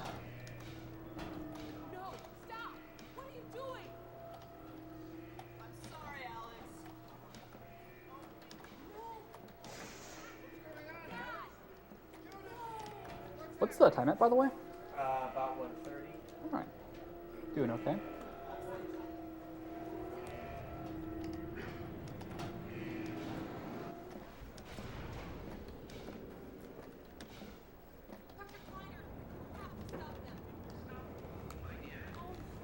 I'm gonna math out in my head like what my final time will be if I proceed at this pace.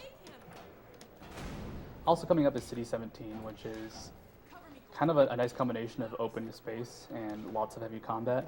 There'll be lots of times to go fast, lots of times to shoot dudes and run and gun. Oh, so we have to set up the turrets here, but it doesn't actually matter to set them up. Guards are on timer based off the doors being blown in. I'll set up the turrets now as just in case. It'll actually affect the spawns and some will make it through, but it's not a huge deal. The big goal is to make sure that not all of them make it through, or some of them do. It actually is really not a hard section no matter what. That turret's gone, but these turrets will auto-revive if you pick them up. They're indestructible for our sake.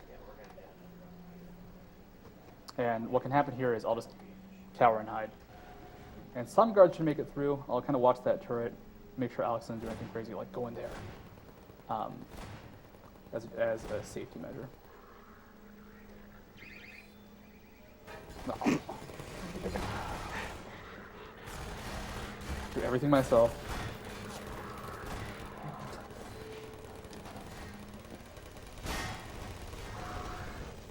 I guess the difference between here and a hard run would be in hard, you have to make sure to stop the enemy spawns.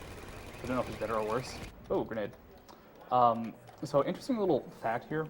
This is bulletproof glass, except this one. For some reason, you can shoot through this glass. You can actually see they've taken shots at Alex from here. I can shoot at that guy, take him down from the side. It's an odd, just random bit of, I guess, non-bulletproof glass. I can position Alex also to be by the console she needs to be at in order to finish this teleport.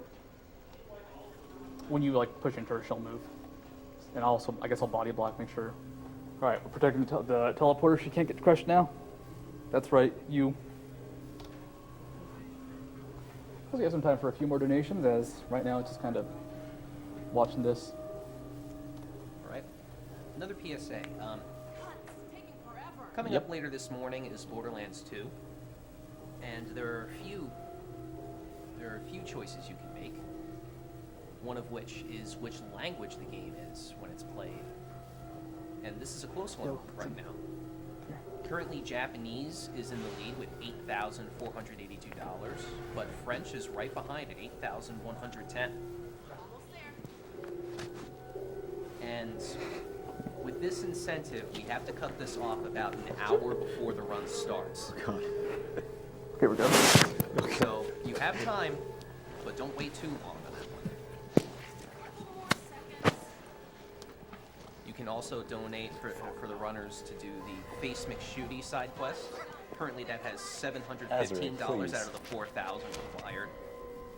And there's also Space Program, which currently has $425 out of the $1,000 it needs to be played. Spoiler, Space Program is awesome. I apologize for literally destroying AGDQ. So here's 4 elite Combine soldiers. They're focusing on the turret, but because it's behind that glass, they're not going to fire at it. They'll just kind of get stuck. Sometimes they'll die. Oh, there, one down. And we're teleported out of there into another cutscene. This game kind of bound them all together. Whoa, the gravity gun looked weird. My God, we made it. Let's see if I can show some stuff off. But where's Dr. Kleiner? With different resolutions, you can see random like things about Gordon's hand. For example, I think if I had a little different resolution or different monitor, you can see some weird physics on Gordon's hand, but not quite available right now. At least weird physics on my end. Also, Kleiner has a shotgun. He's using it to protect himself, but I can just go ahead, shoot it as a shotgun with a gravity gun, or just take it myself, and he has no defense now. Because I'm just that kind of guy. Gordon Freeman is a very mean person. There's a health deck here. I know what you guys are wondering. The cactus is in here. Gordon and I were just there a minute ago.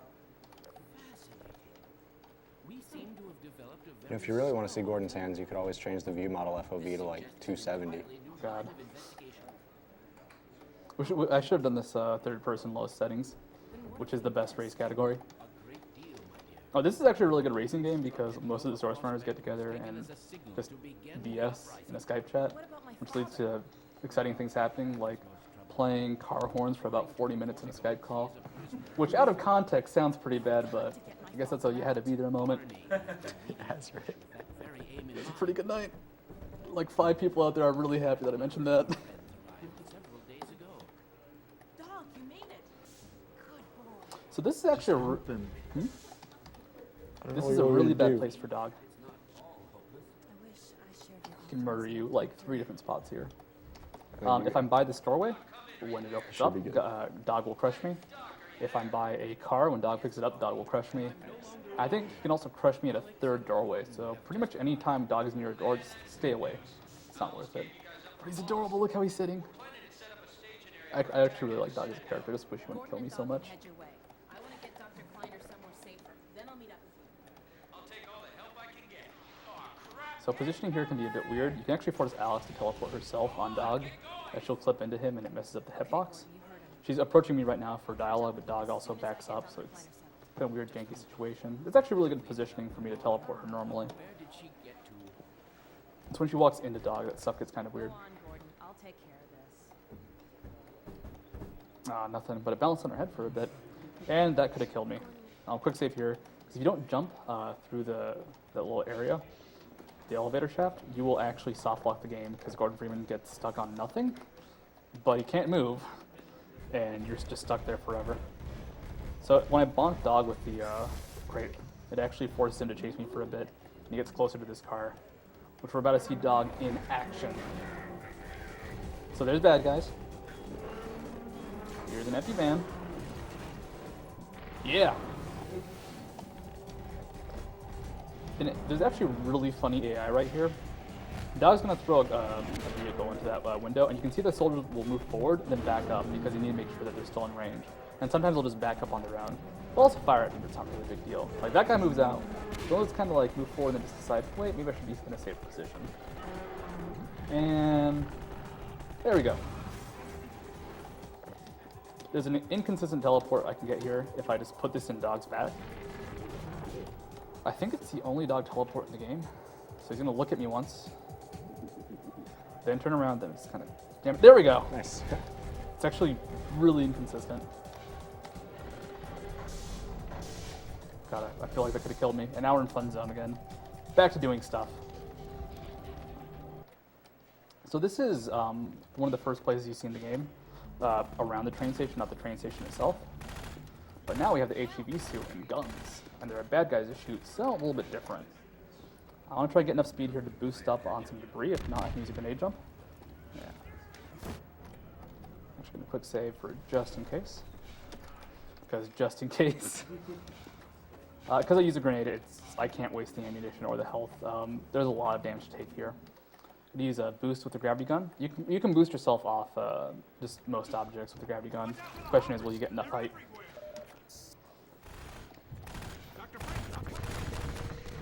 Boosting with the gravity gun is really fun, by the way. It's just all about knowing how to set it up and how the momentum will carry. And like if you can be moving forward and all that. So the spider mines are pretty vicious. There's a chance they will destroy me if I get unlucky. Ow. It's certainly moving close and how they move. That can be the issue.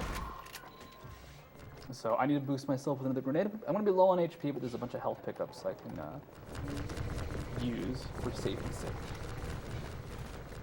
Okay, this one has to be relatively perfect. Nah. Okay, I'll do it less spaz. Movement. There we go. Kind of skip some stuff by jumping around there. Soldier here. Spider-Man here. You can pick them up with a gravity gun and use them versus enemies. And some safety armor and health. From the Spider-Man damage, and because I also use 2 SMG grenades.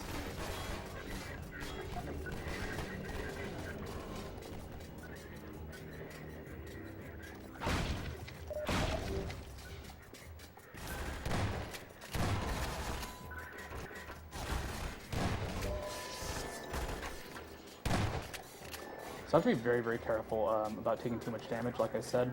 There's also a few glitchy seconds coming up where I won't have access to quick saves or the gravity gun, or else it has a really high chance of crashing the game. Also in the bottom right, you can see that I have a squad. They don't do anything. One guy might actually show up and help me out for a few seconds, but he'll probably die, and if not, he'll die afterwards. This is actually kind of like a random part of the game. I like the mechanic, but for a speed run, you just can't rely on NPC soldiers. You can't rely on the NPCs, so soldiers to deal damage aren't reliable either. So I have to get through this little hole in the wall. Gordon Freeman? And now that he's seen me, he'll trigger and start activating some charges. So if I use a gravity gun here, the game will probably crash. And if a quick save here to show off using the gravity gun here, the game will probably crash. So no gravity gun, no quick save. Luckily, it's not too tough of an area. After you kill the first few soldiers, most of them get stuck in the back. There's some health and armor here, so I'll just pick that up.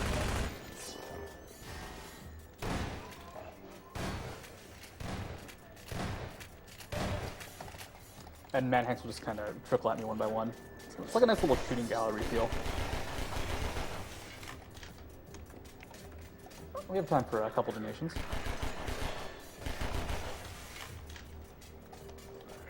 Hey. $100 from Warbuzan. Studio's the man. Gotta support my NACL bros. We got $55 from Rickane58. Thanks for doing this event to raise cancer awareness. I had an aunt who passed away from cancer this week. My friend Sam currently has 2 lung cancer. This donation is in their honor.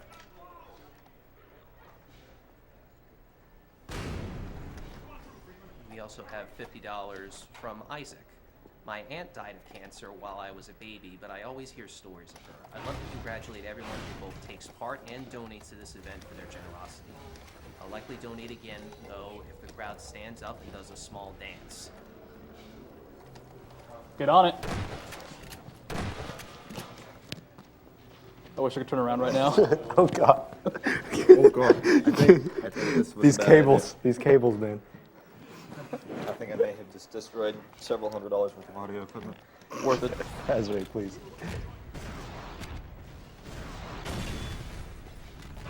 So coming up is the pixel window, and it's called a pixel window because it feels like it's a pixel wide, or at least a pixel of space I have to navigate into it. It saves a decent chunk of time though, and if not, I have to fight like a billion soldiers. Like I'm serious, the line didn't go the right way for the normal. Whoa, that was an accidental boost. That was almost new tech. If I don't go the speedrun way, it's just a huge pain, and I'll take a bunch of damage, and it probably wastes about a minute or 2. So, see if I can get this relatively quickly, just because it is a nightmare. This is not a good object to boost with, or to climb with, so it's like kind of evening it out, and hoping this recycling bin doesn't fall. There's also soldiers nearby.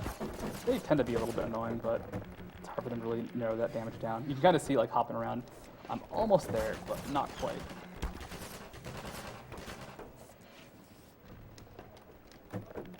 Oh, hey. There you go. No item climbing needed.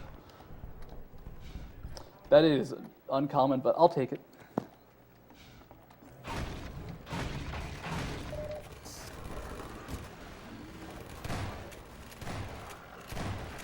So this door's about to open. I need to make sure I'm right by it. I kind of move back and forth just to trigger this cutscene. You can hear the combat going on, but I have to be right in time to proceed through. If not, Alex talks to me for a while. It takes a long time for her to finish. I still have to kill all these soldiers anyways. What's going on right now is Alex is talking to nothing. And I don't know what the guys threw a grenade at. So, just turn around. Nope, not in the hallway yet. And once she starts moving, I'll move downstairs and clean out some more soldiers. It's actually dangerous to go downstairs before she starts running, because if you kill all this stuff too quickly, the game will soft lock and Alex won't run to you.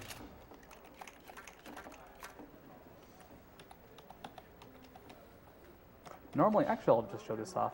Once she starts talking, I can go move up here, and there might be a bunch of friendlies that will block my way. But if I need more health, actually, I can max out a bit. 100 armor, 100 health is pretty nice for this section. It's not hugely important, but it's good to have. We were looking to join you, Dr. Freeman. You can be a jerk with these guys and throw their weapons away, so they're unarmed.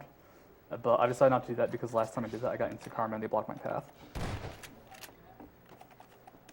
So item climb here, you can also do a collision boost or a gravity gun boost, but I'd rather not because that is not a reliable setup.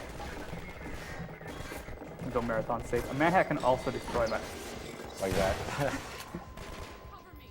Alright. We'll do this again without the manhack. Yeah, manhacks are actually one of the nastiest enemies in the game because they can destroy important objects like boxes and not barrels, but just any sort of destructible object that you can use for most item climbs. This is actually a really cool part of City 17, this kind of sewer section. There's lots of just very distinct movement. And I'll have to bounce around and do some kind of tight guardrail jumps. First though, you have to item climb. There's some manhacks here, but this is a barrel. Barrels are safe to their destructive reach. They can still block my path though, but usually it's not too rough. You can get a little bit of speed here by hopping. So I'm gonna make a jump here. Yeah! Forgot you opened that door. Don't gravity gun it. And there's another relatively tight jump here. Hopefully I can get it. If not, I can just walk around. I can just walk around. You have to jump off the right stair in that staircase, and if you mess up, you end up a bit too high or a bit too low. A bit too low is not too bad, because you can just try to jump again, but you waste time. A bit too high, you end up on the ground. It's either reload or just roll with it. And it's still fast, though. I need this explosive barrel for a jump. The positioning is a tough part here. It's a bit too slanted, so I'll have to use a guardrail here to balance it up. No, you don't. Okay. Sometimes positioning barrels can actually be the hardest part.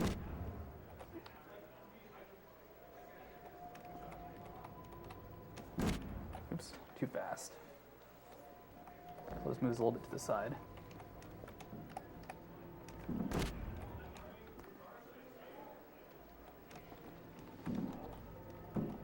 Okay. Straight down. Straight up. Huh. Whew. All right, that was scary. Source engine. Yeah. Oh. Yeah, just not enough speed. I'll blame this on it being late. I will use any excuse I can. Okay. There we go. There you go. And now that I'm up here, I'll say I'll do it again. And some actually tight navigating. If I try and sprint that jump, it's very easy to fall off. And mine here, pull those guys up. I'm hoping to blow those guys up, but it's okay. Coming up is like Sniper Alley, which can be dangerous. If I go fast, there'll be a mook to absorb some shots. That guy back there, I hope he gets shot instead of me. And I have to make sure I don't get hit by too many sniper shots. They do decent damage, and they'll also have very high impact. Thing is, these snipers are actually very active. They're good snipers. You gotta give them credit for their job. But luckily, I can shoot them. I think I missed. Let's be safe.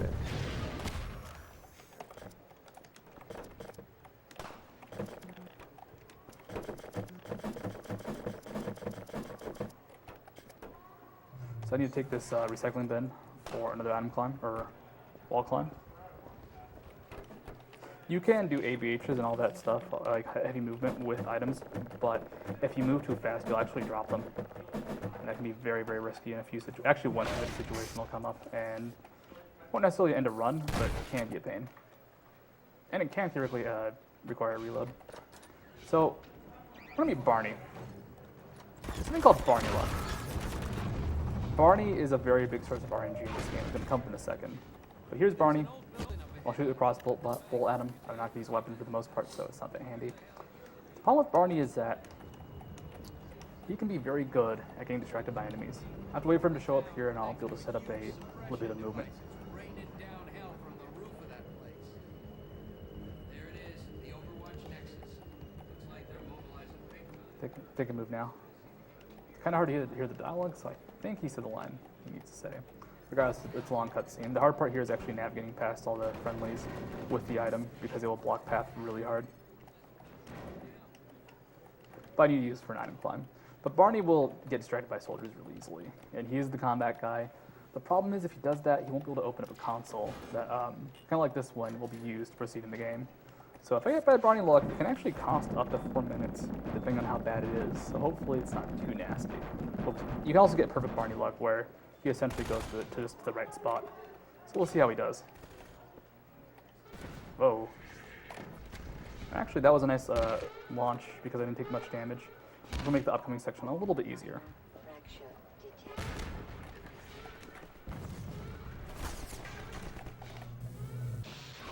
My first time through, it took me like half an hour to figure out you're supposed to destroy those plugs to stop the power. This is the worst trick, by the way, to mess up by doing too quickly, because you'll just blow yourself up with a grenade.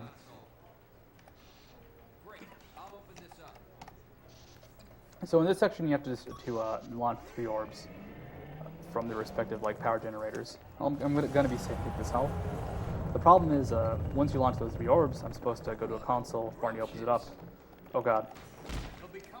Okay. Once I'm supposed to go to the console, Barney might get distracted by leftover soldiers because we don't take the normal route here. Normally, you're supposed to start on the first floor, work your way up. But it's faster just to start up here, walk through some turrets, take some fire, and you'll be okay. I almost forgot what I was doing. You can hear Barney triggering alarms. So that skips a long sequence where I would get shot and die if I got hit by a laser. So this is the setup for good Barney luck. It'll be relatively fast right now, but I'm going to be slow and spend some extra time killing guards. Make sure Barney isn't still aggroed onto them once the next sequence starts. I have to put this table here to block Barney, because if not, he'll walk through here and he can stop block the game. Wait for that guy. Quick save just in case. This door will close and a bunch of guards will start trying to solder it closed. If I get stuck like that, I have to reload, and if Barney's in the room and gets trapped, the game is essentially over because the doors won't open. Uh-oh. Alright. That's weird to get that glitch. Sorry, my movement's getting a little bit wonky. I'm getting a little bit sleepy. It's a very long run.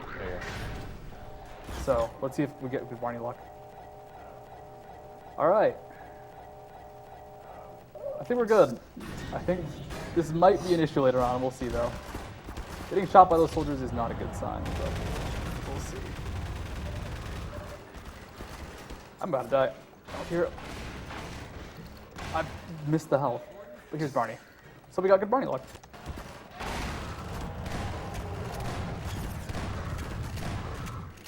Okay, come on, Barney. Oh no. Wait, wasn't he just here? I guess that was a soldier that I thought was Barney. So let's go find Barney, because now that he's aggro on the second floor, I have to go kill a bunch of guards.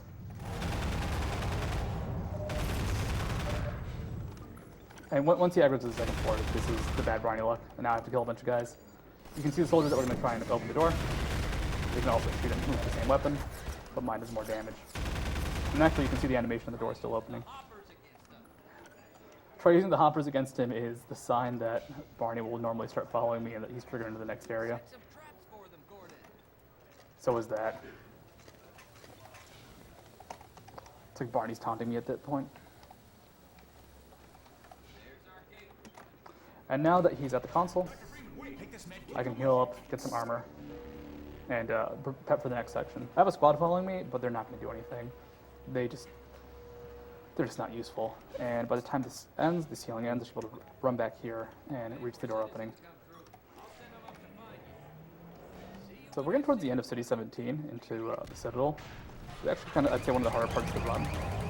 It's also my favorite loading zone, because if you don't use a grenade, you run into those guys and they're just firing at you mid-shot when the loading zone actually appears.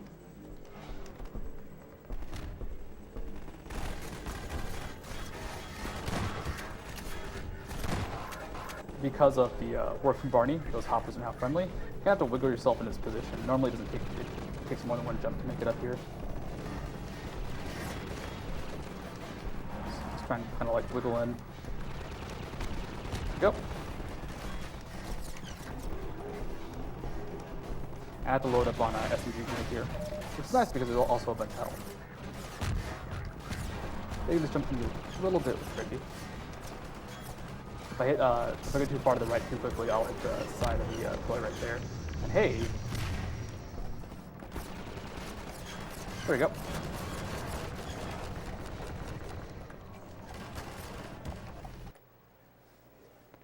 So coming up is the Strider jump, where I have to make sure I survive being attacked by a Strider for a bit, which you can do by going a little bit slower, a little bit faster, depending on your pace.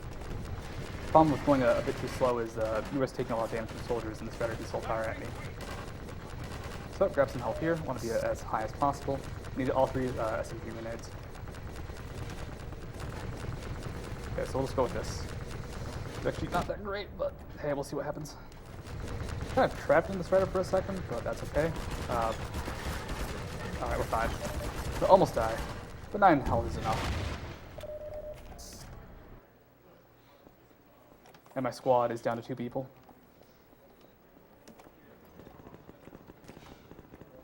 Oh crap. Accidentally right-clicked. That's just a nasty habit with having too much pressure on... Oh, there I am. Too much pressure on the mouse. Like, holding the mouse can be kind of difficult because of the constant scroll going. So an end result is just putting a lot of weight to try and do the scroll movement, and you'll just end accidentally right-click. So really sensitive right mouse buttons and really bad scroll wheels are a really bad combination for this game. Luckily, the scroll wheel's pretty nice. I accidentally fell. The game will soft lock if I don't make this jump, so gotta be very careful about it. Alright. And the easiest way to remove boards is with a bazooka. I have to force my way through this next guy with a box. Oh god. How did one board get destroyed by a bazooka shot? This actually might be pretty bad. Getting pretty good though, so we're good. It's kind of like the first clip I did with that card.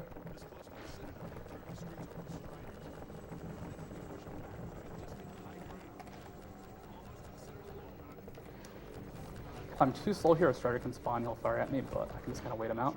And here's where, if you go too fast, you can accidentally leave the box behind. Luckily, it's accessible, but it can eat up a lot of time. This, I believe, is the longest item climb in the game, with the exception of the globe climb from the final part of the game, which is not done by too many people. But keep on climbing on up.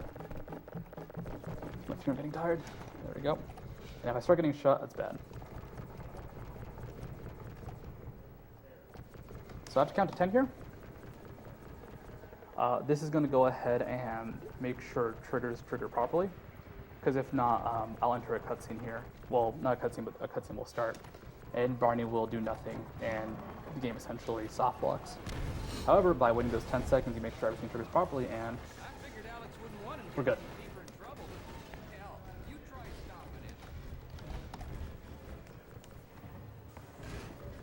And now, Dog will open the door. If not, Dog will just constantly do this chest beating animation, and you can't leave the area.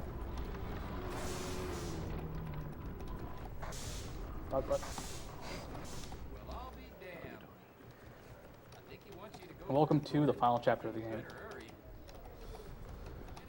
Or second to last chapter of the game, final section of the game, our benefactors. What's the time at? 158.30. 158? Yep. Alright. This will be an okay time.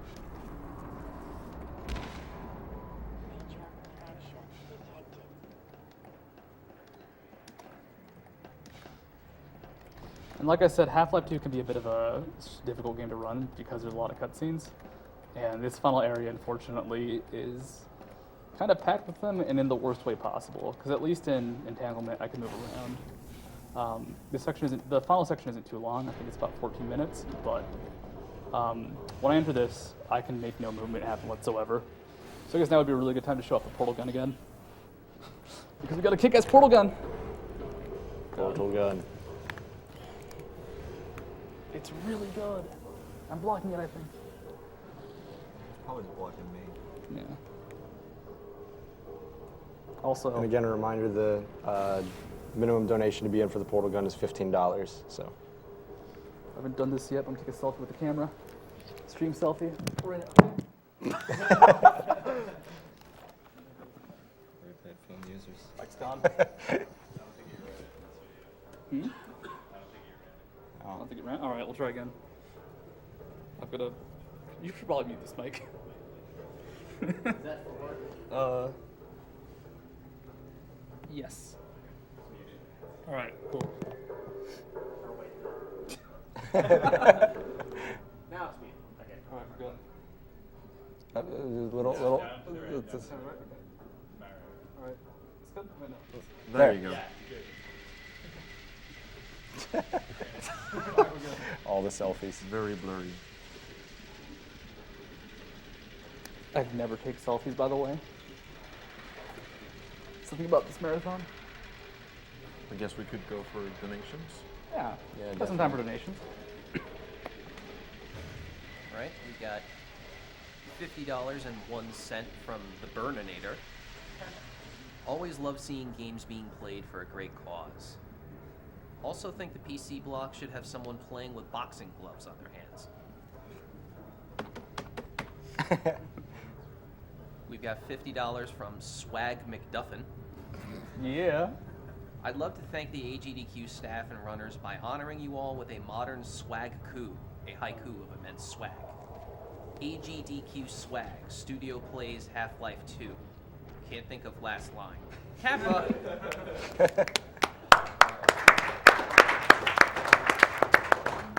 In all seriousness, guys, I have the utmost respect and admiration for the time and effort spent destroying these games and working to destroy cancer.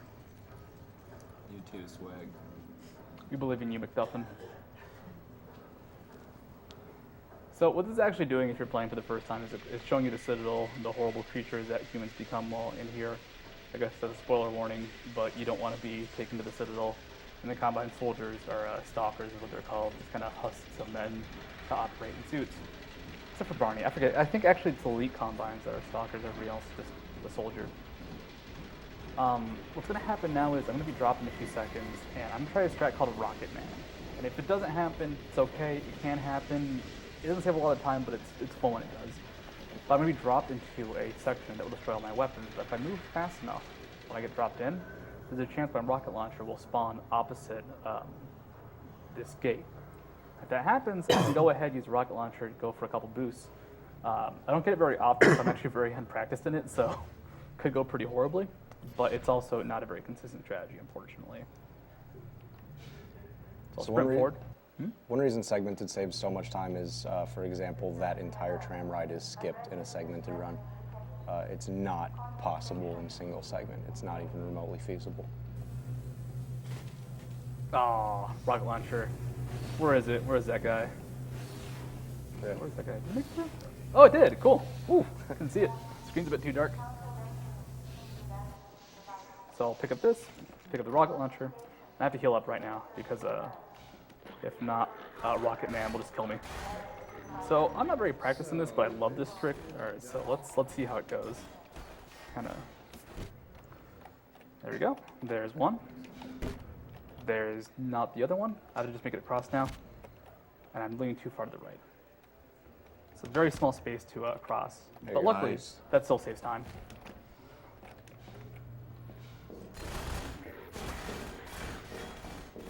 So, fun fact, I'm going to have to open some gates up.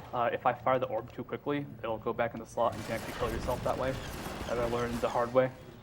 And coming up is orb launch. I don't really want to spoil it, but orb launch is amazing. We don't even need to explain it. You'll know what it is when you see it. Here's hoping I can get the setup. The hard part about this is definitely the setup. Your mentors are partly to blame, of course. My disappointment in Eli Vance and Isaac Kleiner is far greater than my sorrow. Not feeling it. Blame, of course, my disappointment in Eli Vance and Isaac Kleiner is far greater than my sorrow. Should be good.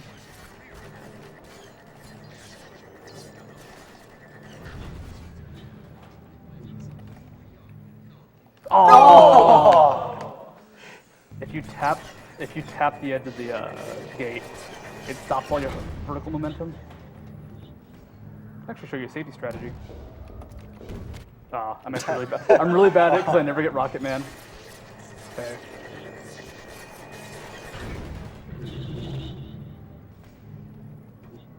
Oh, I'm clipping it too just close. barely. So unfortunately, like the easiest way to get up there is to launch yourself up like this and hit the non-railing section. The problem is that the way this is positioned, unfortunately, is just a bit unfeasible. Okay, so we'll just go for Rocket Man strats to save time. There we go.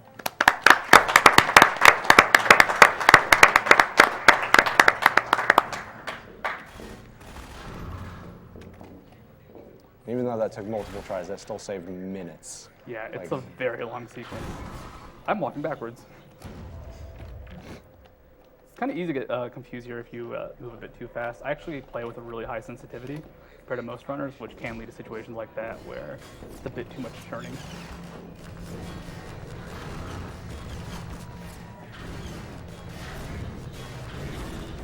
All right, is SRG here? Duke? Dicko? No. Okay. All right. They're supposed to do something, but it's okay. I think I know what they're doing, but it's all right. So coming up is the longest of the sitting around doing nothing cutscenes. So we have some time for a few more donations. All right, $50 from Myler188. Hey, AGDQ 2014, here's my little contribution to the fight against cancer. Keep the great games coming.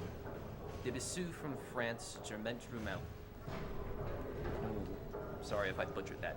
$50 from Erosis. Here's to early detection and prevention. I had cancer when I was 15 and was lucky enough to beat it. Thank all of you so much for doing what you are doing. It means the world to me. Keep going strong.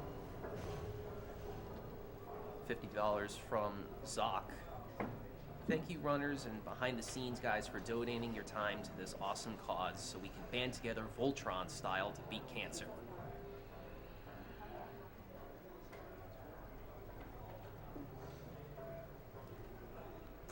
Just remembered I could have enabled subtitles, which would have made some of the stuff pretty easy. Grenade launches would have still been difficult, but some of the Alex stuff, that's okay.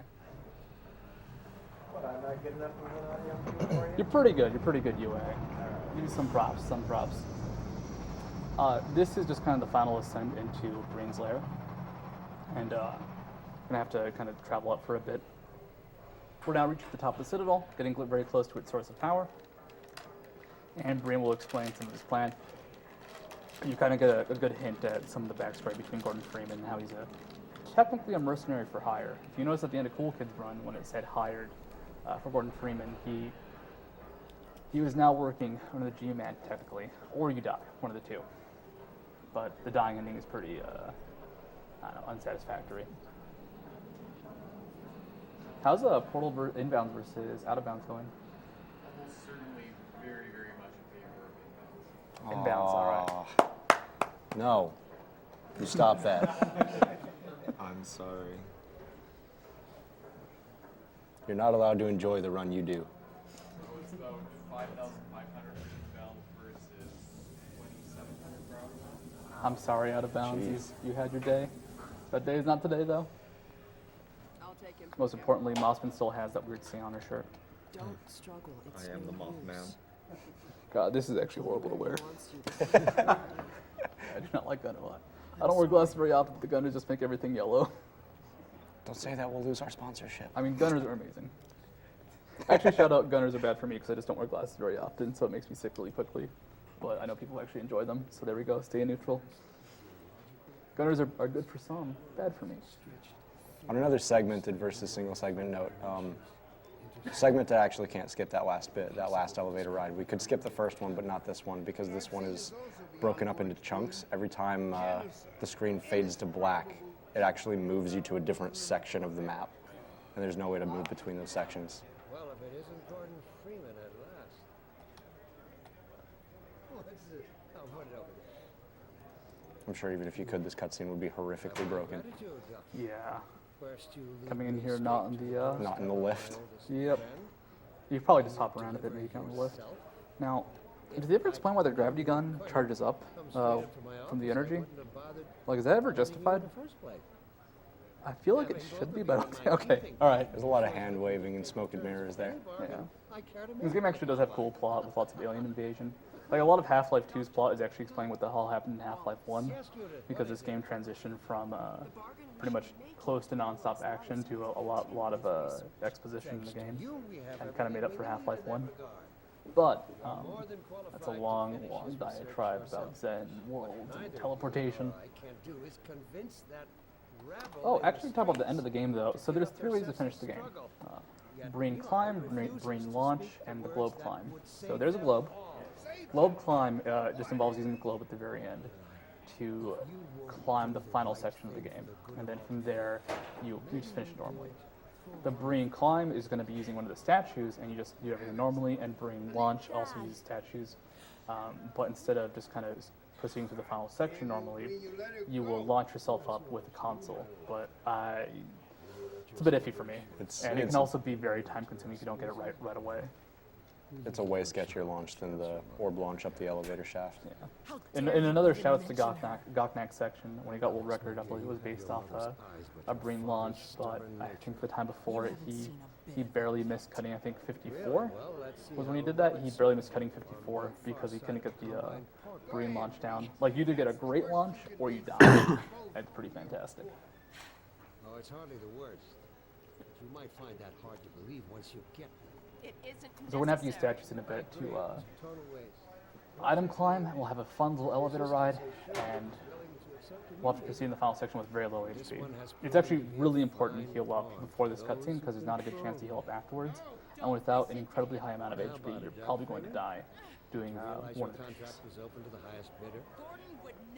Pretty much this game down to the wire. Down to the last, I'd say, like the last 10 seconds or so of the run are safe, but everything else, you can still mess up. You can still get bopped. I'm so sorry. Gordon Freeman can go into space and die. The usual. What do you think you're doing? We're doing what I could never do alone. We're stopping you. Yes.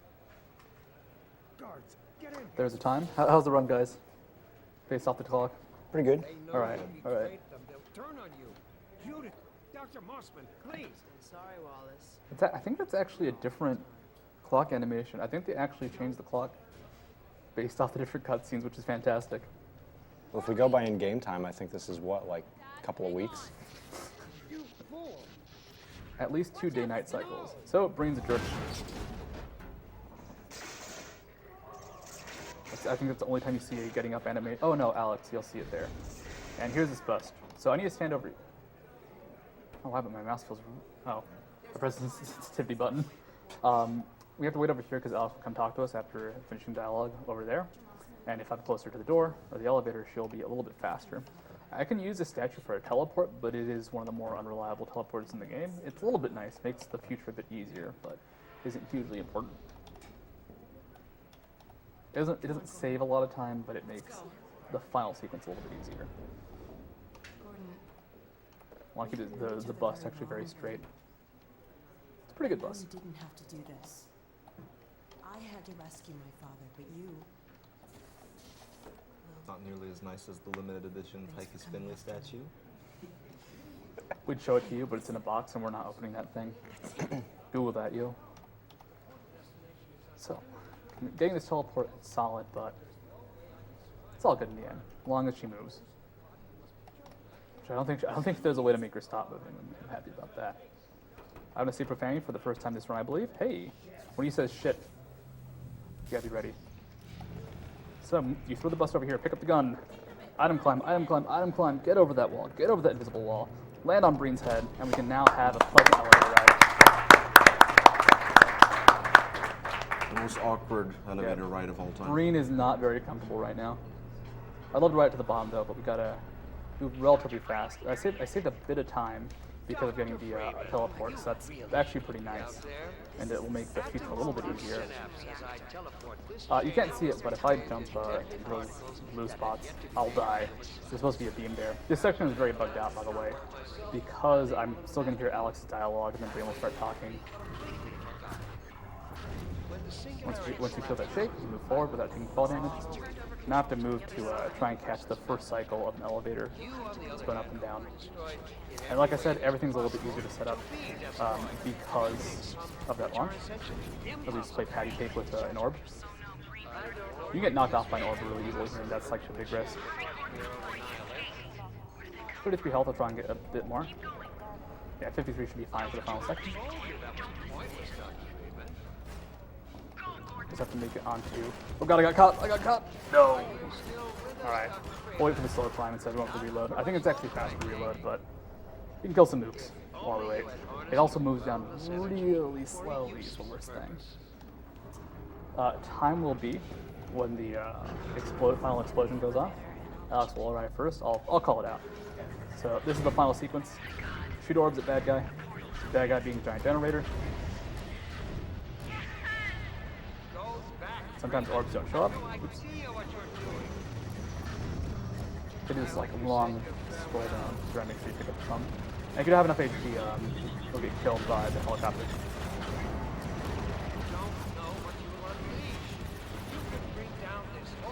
Okay.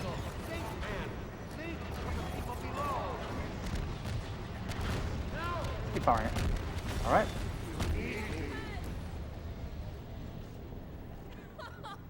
Get ready for time. Come on, Gordon. We've got to get out of here. Ah, it didn't work. You can die as the game ends, but Maybe we still have... time. 2:15:55.